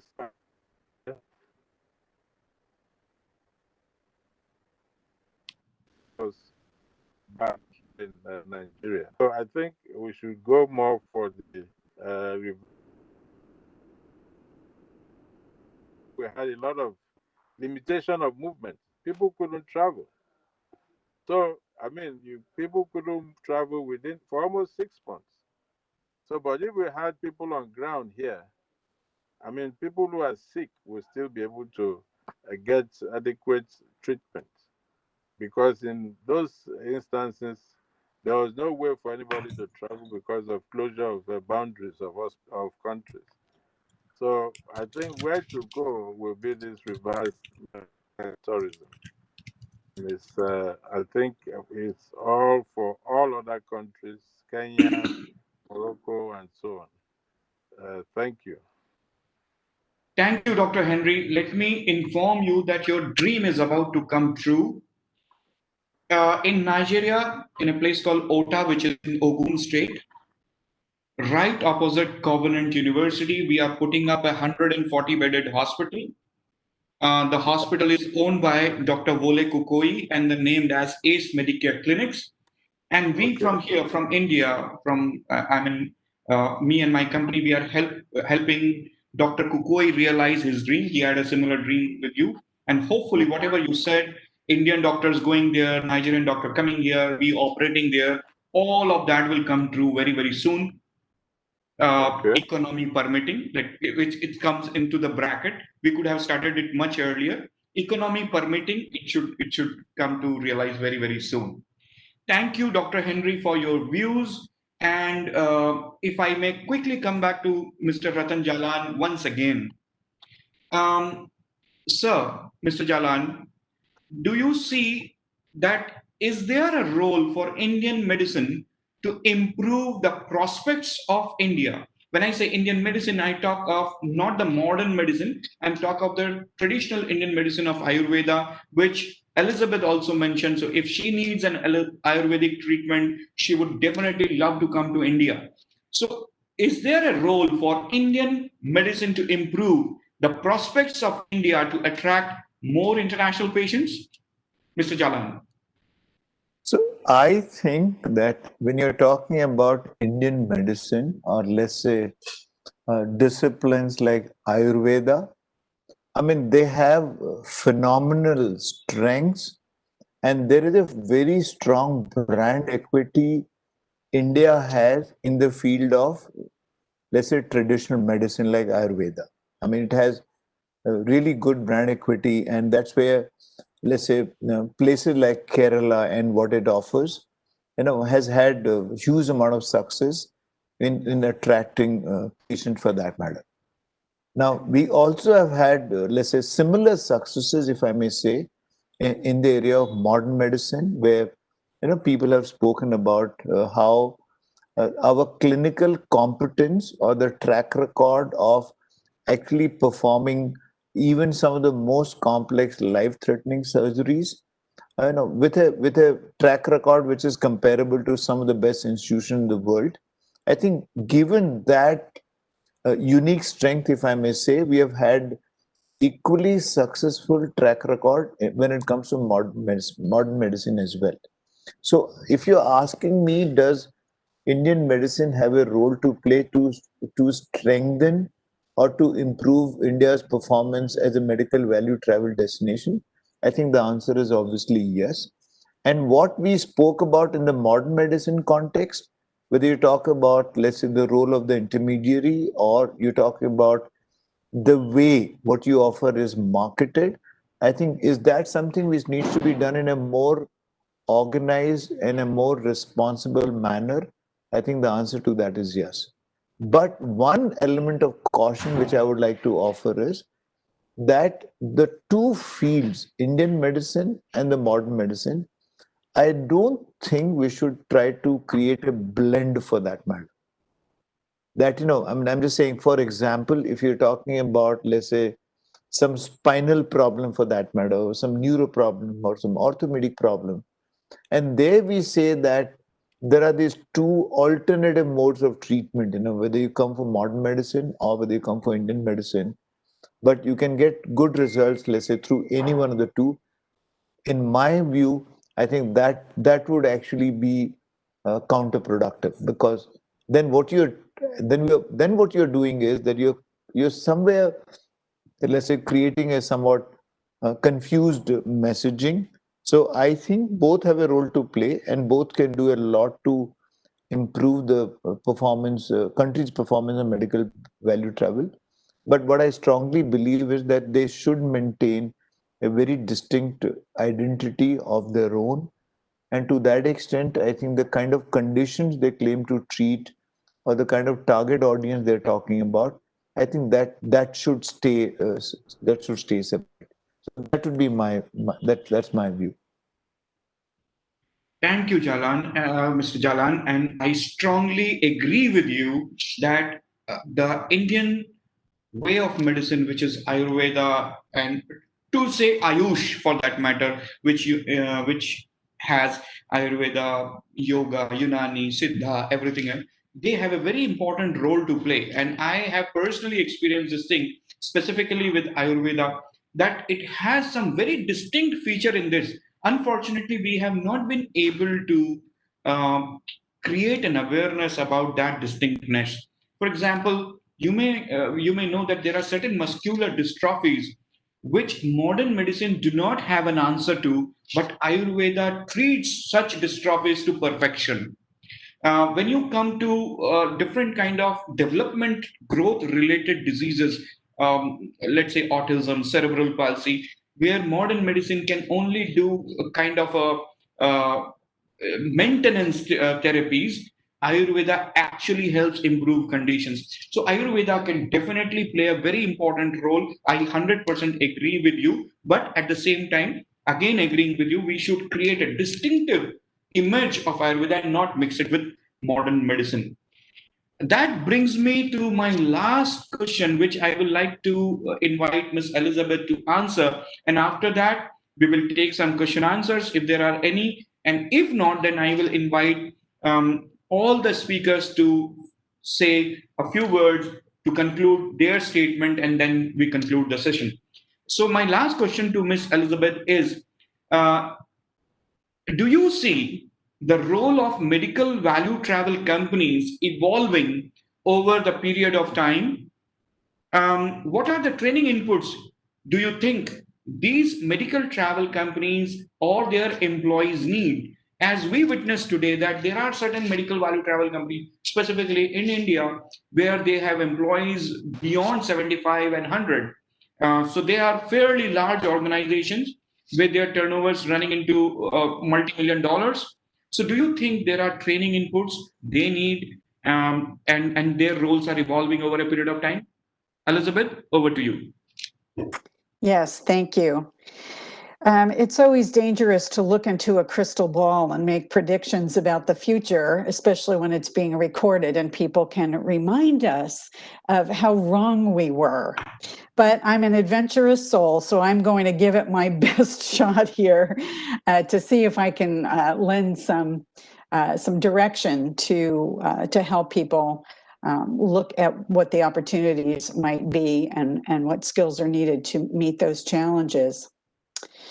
It's clear that for many in medical travel, COVID has been a devastating impact, and I have already seen the closure of small facilitation businesses that didn't have the financial ability to be able to go without revenue for several months and still sustain their businesses. I've also seen a large investor-backed medical travel online services have folded. The most recent casualty has been Medigo, that received substantial millions and millions of dollars of investor support. So who do I see succeeding for the future? And to me, they look like small to medium-sized organizations that are agile, that are innovative, and will take some risks. We don't necessarily have to look forward for some answers. We can look back in time to the travel industry, and when online booking exploded, travel agencies around the world folded up at an astonishing rate. But yet we see that travel agencies are still viable businesses. They reinvented themselves, and they did that in a number of ways. Some found markets that they could serve well. Certainly, the luxury market. There are a number of established travel agencies that serve the luxury market. There are niche markets, so that some travel agents decided to focus on disability travel or extreme adventure travel. So there were some very creative ways that we saw the travel agency business reinvent themselves after online booking became a huge competitor. So what can medical value travel companies do to withstand the COVID impact, and beyond that, look for a sustainable future? In the short term, what we've seen is that some of these companies have focused on the domestic market. And for a country the size of India and the United States, Brazil, other large countries, that is certainly an option. You can take your skill set, and instead of sending patients from India to, or from some country to India, you can now have your Indian patients traveling within India and serve that market. There was a little discussion about travel bubbles. They are a great solution to reducing the risk of transmission, and those can be, we can look for more than the few that have already been established. Within some of these companies, they are going to have to do some soul searching and see what they're really good at and where those services can be used in a different way. So, for example, they're good at moving people from one place to another for medical purposes. What about expanding that to medical emergencies and partnering more with Medivac companies and looking at that niche of medical travel? So that's one example that might inspire some creative thinking. In terms of a business strategy, I think what these companies need to do is look for upstream and downstream value adds, and not just focus on one type of service, but expand their services. And that needs to come through not only soul searching, but also looking for opportunities to collaborate and cooperate with other industries. So for example, I do want to say that I am the U.S. regional manager for TIMOS International Accreditation, healthcare accreditation. And we have a rather aggressive program we call our TIMOS Alliance, that we look to bring value added networks to our accredited hospitals, clinics, and facilitators. And we have a number of MOUs in place with medical assistance companies, because we know how important they are to our clients, and fostering those relationships to ensure quality and to help build the referral network is a value add on both sides of that equation. Again, I'm going to go back to the prior question and talk about market differentiation. How can you differentiate your services from your competitors? I think facilitators and most medical value travel companies have done a relatively poor job of market differentiation. There is way too much of what I would consider Me Too-ism. So I think there needs to be a serious look at that, at their marketing efforts and how they could be improved. In terms of training, I think COVID has taught us that fear around any kind of travel, whether it's getting on a plane to go visit friends and family or going for a vacation, all the way through complex travel for complex medical care, is a fear-inducing experience. And how can individuals be trained to address fear? How can you position yourself in as a provider of trust, confidence, quality, ethics? I think that is absolutely the way forward. I'd just like to end by saying I think there are opportunities if we're willing to look at what we are good at, what we have to offer, what is motivating us to help people access healthcare. If it's making a quick dollar, I can tell you that those facilitators, if that was their motivator, was to maximizing commissions and churning patients, then they will be out of business very soon. But people who are committed to patient services, to quality, for taking good care of people and treating them with respect, they are the ones who will succeed. Thank you. Thank you so much, Elizabeth, for your words of wisdom. For all my medical value travel colleagues who are listening to what Elizabeth said, she said that you can evolve into and look into domestic medical travel that is happening.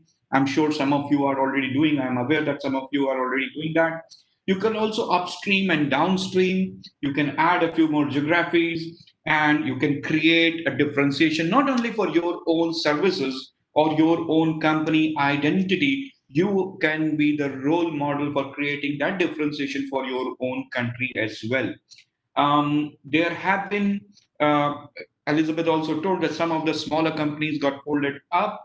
But then, Elizabeth, let me inform you, the moment the bubble flight started, it was the medical value travel companies which spin back into action the fastest. In fact, let me also inform you, the first batch of 100 patients were brought in by one of the medical travel companies in a custody. So that's the kind of role a medical travel company plays. But you rightly said that this role is ever evolving. You know, we sit where the travel industry was about 15 years ago going digital, and their role were evolving. And the medical travel companies or medical value travel companies is exactly sitting where it is today, right in middle of an evolution. But let me assure you and let me assure all the panelists, we are there. We are not going to fold up, and we will continue to make India proud of ourselves. Though it does not call a reaction from me, but let me tell you, Medico got folded not because of COVID, Elizabeth.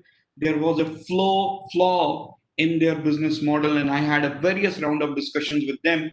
I continuously told them that they need to really look into their call center on how they are handling the queries. Their query conversion rate was something that was pulling them down. Anyways, they ventured into insurance and everything, but that's fine. That's their internal matter. They have been very good friends to me. I feel sorry for them. That's all I can say. Now, the admin, that is Deepu and company back there. Do we have any questions from audiences? Because of now, we don't have any questions. Okay, then we will straight away go to the concluding remarks, and I will invite once again, one by one, all my eminent speaker to not take more than 2 minutes to give their concluding remarks. And we will begin from Mr. Ratan Jalan. Mr. Jalan, your concluding remarks, sir. Any takeaways for you and any takeaway from the audiences from this discussion, sir? Mr. Jalan. You can unmute yourself kindly, Mr. Jalan. Sorry. So I'll just summarize what I learned from everybody else in the last couple of hours. The three things. One is that marketing per se has to be done a lot more responsibly, a lot more objectively, and with the large big picture in mind, being very, let's say short-termish or being very narrow-minded is not going to help anyone. And I think, as Raju mentioned someplace, that we don't even have to wait for external regulation for us to, get to fall in the line for that matter. I think we can start with ourselves. So that's one piece.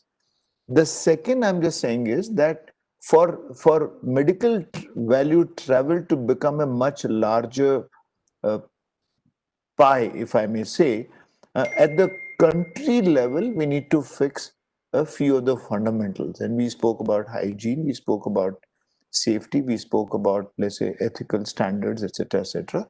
And I think a lot of my very senior colleagues on the panel actually shared their views. The third, which actually I'm just saying was a bit of an eye-opener for me, but I can completely relate to that. That in today's world, okay, any industry and in any country for that matter, there is a great amount of emphasis on, let me use the word localization.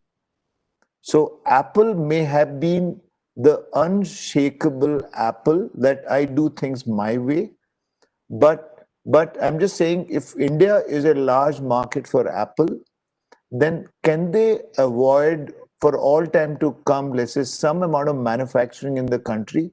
I don't think they can. I mean, you're talking about Indian IT companies for that matter. You're talking about billions and billions of dollars of export revenue from United States and some of the other countries. Now, do you see a shift that you can't just have 80 or 90% of your people from India? You need to have a much larger chunk of people, let's say, from the client country for that matter. I think had this shift started happening, I think that has started happening. To that extent, as some of my friends in the panel said, that we need to also start taking a somewhat localization kind of an approach. So whichever other important, let's say, countries for that matter, I think should we be prepared to make some investments out there to also build some local capabilities, be it in terms of infrastructure, be it in terms of training, be it in terms of, some of the capabilities for that matter. I think if you're going to take a long-term view, I think that is one, let's say, willingness or one mindset, which I think we have to look at very, very seriously. So those would be my takeaways. Thank you so much, Mr. Jalan. Mr. Narayan, Mr. Raju Narayan, if you can kindly give your closing remarks. Thank you, Abhi. It was a wonderful experience listening to all my fellow panelists. I think the key takeaway here, which I would like to share and emphasize, is that we talked about medical value travel. So we look at sustainability as a whole. So what is going to happen is that the medical part is going to be there always. As long as there are humans, the medical needs are going to be there. The travel needs also would be there. So what will go missing if you don't pay attention would be the middle part, which is a value. If you don't create that value, if you don't nurture the value, if you don't cherish that value, that's what is going to be eroding. So the medical value travel, once the value goes away, then the whole thing has got no meaning at all. So I think to focus on that value, go back to the fundamentals. If you want to build the tallest building, start with the strong fundamentals, strong foundation. So go back to your quality and your ethics, get that sorted out, and it has to be, it can be an individual approach, individual facility approach. Eventually, the whole community would change, and I would even suggest that, Confederation of Indian Industries Kerala chapter can actually get all the member organizations to sign up and be part of this epic change, I would say. And that itself would be a trend setter for the country as a whole. And let's just cherish and nurture the value. Thank you. Thank you, Mr. Narayan. Dr. Henry, if you are there still, your concluding remarks kindly. You are on mute, sir. Yeah, thank you so much, Mr. Abid. Yeah, just to say that India has emerged as a major health provider with its ability to offer first-class treatment at what we call third world prices. So they are giving us the same medical treatment you can get in the US or UK or Germany, but at a very cost-effective price. And I remember that almost 47% of Nigerians that visited India for purposes amount about 18,000 persons out of the 38,000 visas that were issued in the year. This is, if you look at it, it's about 441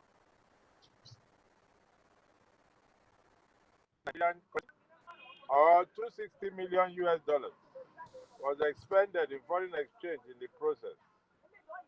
And it's evident that we are attracted, Nigerians are attracted to Indian hospitals because of the desire to get quality and cost healthcare services. But I think the Indian High Commission will need to look at ways of making sure that we have medical visas and even medical visas on arrival, so that those who have complicated cases, high-risk cases, emergency cases, can also get to India and get quality service. We also want to see how we can work with the Indian transport services, aviation industry, flights, direct flights from Nigeria, either from Lagos or Abuja to India, to make it more convenient for patients to get into India for treatment. We would want improved partnership with Indian hospitals. So we're looking at improved partnership and collaboration between Indian and Nigerian entrepreneurs and businessmen to make it possible for us to have replicas of some of these big hospitals right here in Nigeria. Dr. Abiba talked about the OTA experience, but we want to have more of such hospitals, because Nigeria is a big country, and the OTA experience is just in the southwest region of the country. So we want to have, if possible, more hospitals, so that we have some in other parts of the country. Because I think the economic power is there for people to afford these services. So we want to have more of these hospitals, more partnership, so that we can have more of these hospitals where we can have exchange of doctors training, and we have all the facilities available, so that people who are looking for quality healthcare can get it. It's been a good experience for me, and I will say, Abib, you should have more of this online.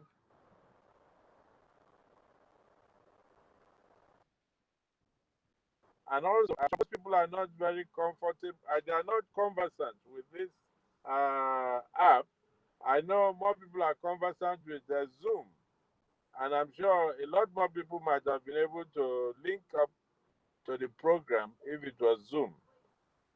But I think it was a good program, and we should have a lot more of this. And also, we expect that I've not been to Kerala before, so it will be an opportunity to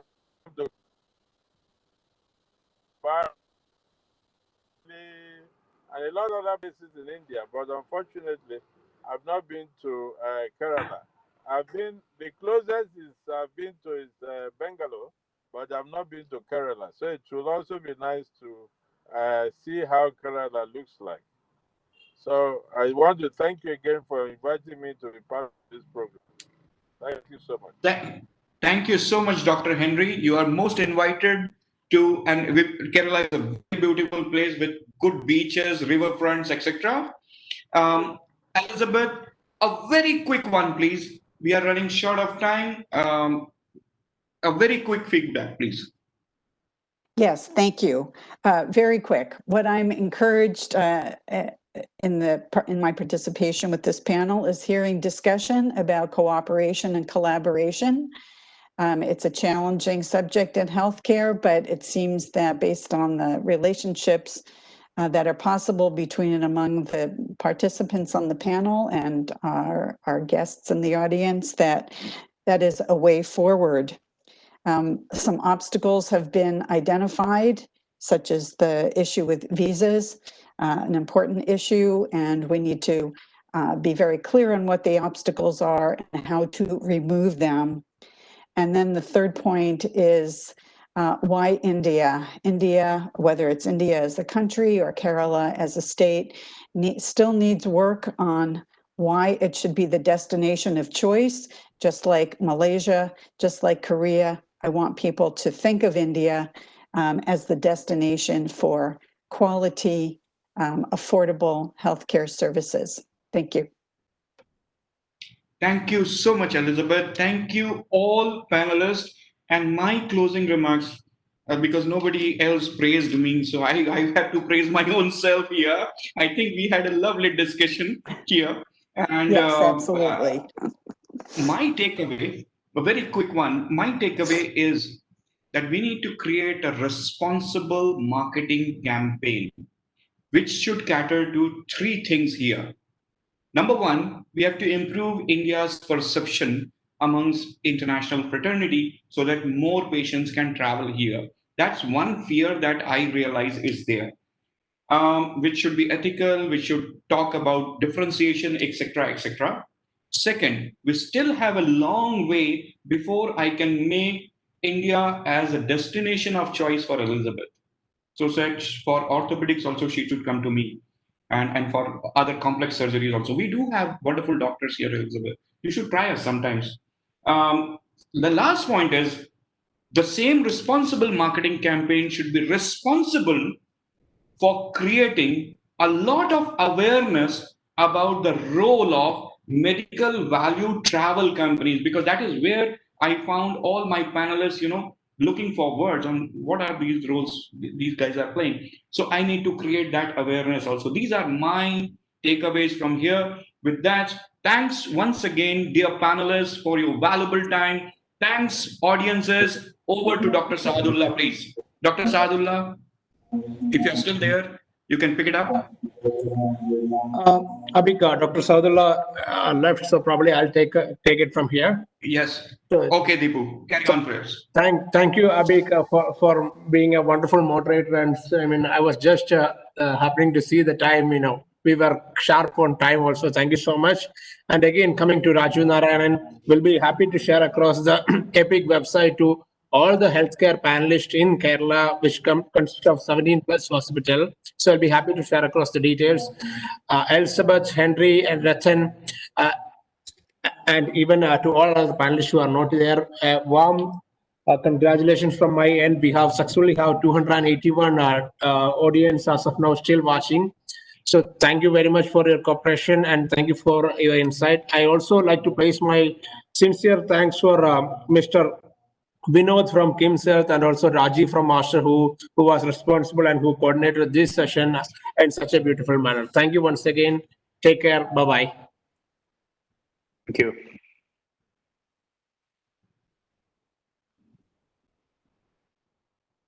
you, everyone. It was a pleasure talking with you. I look forward to staying in touch. Thank you. Goodbye. Bye-bye.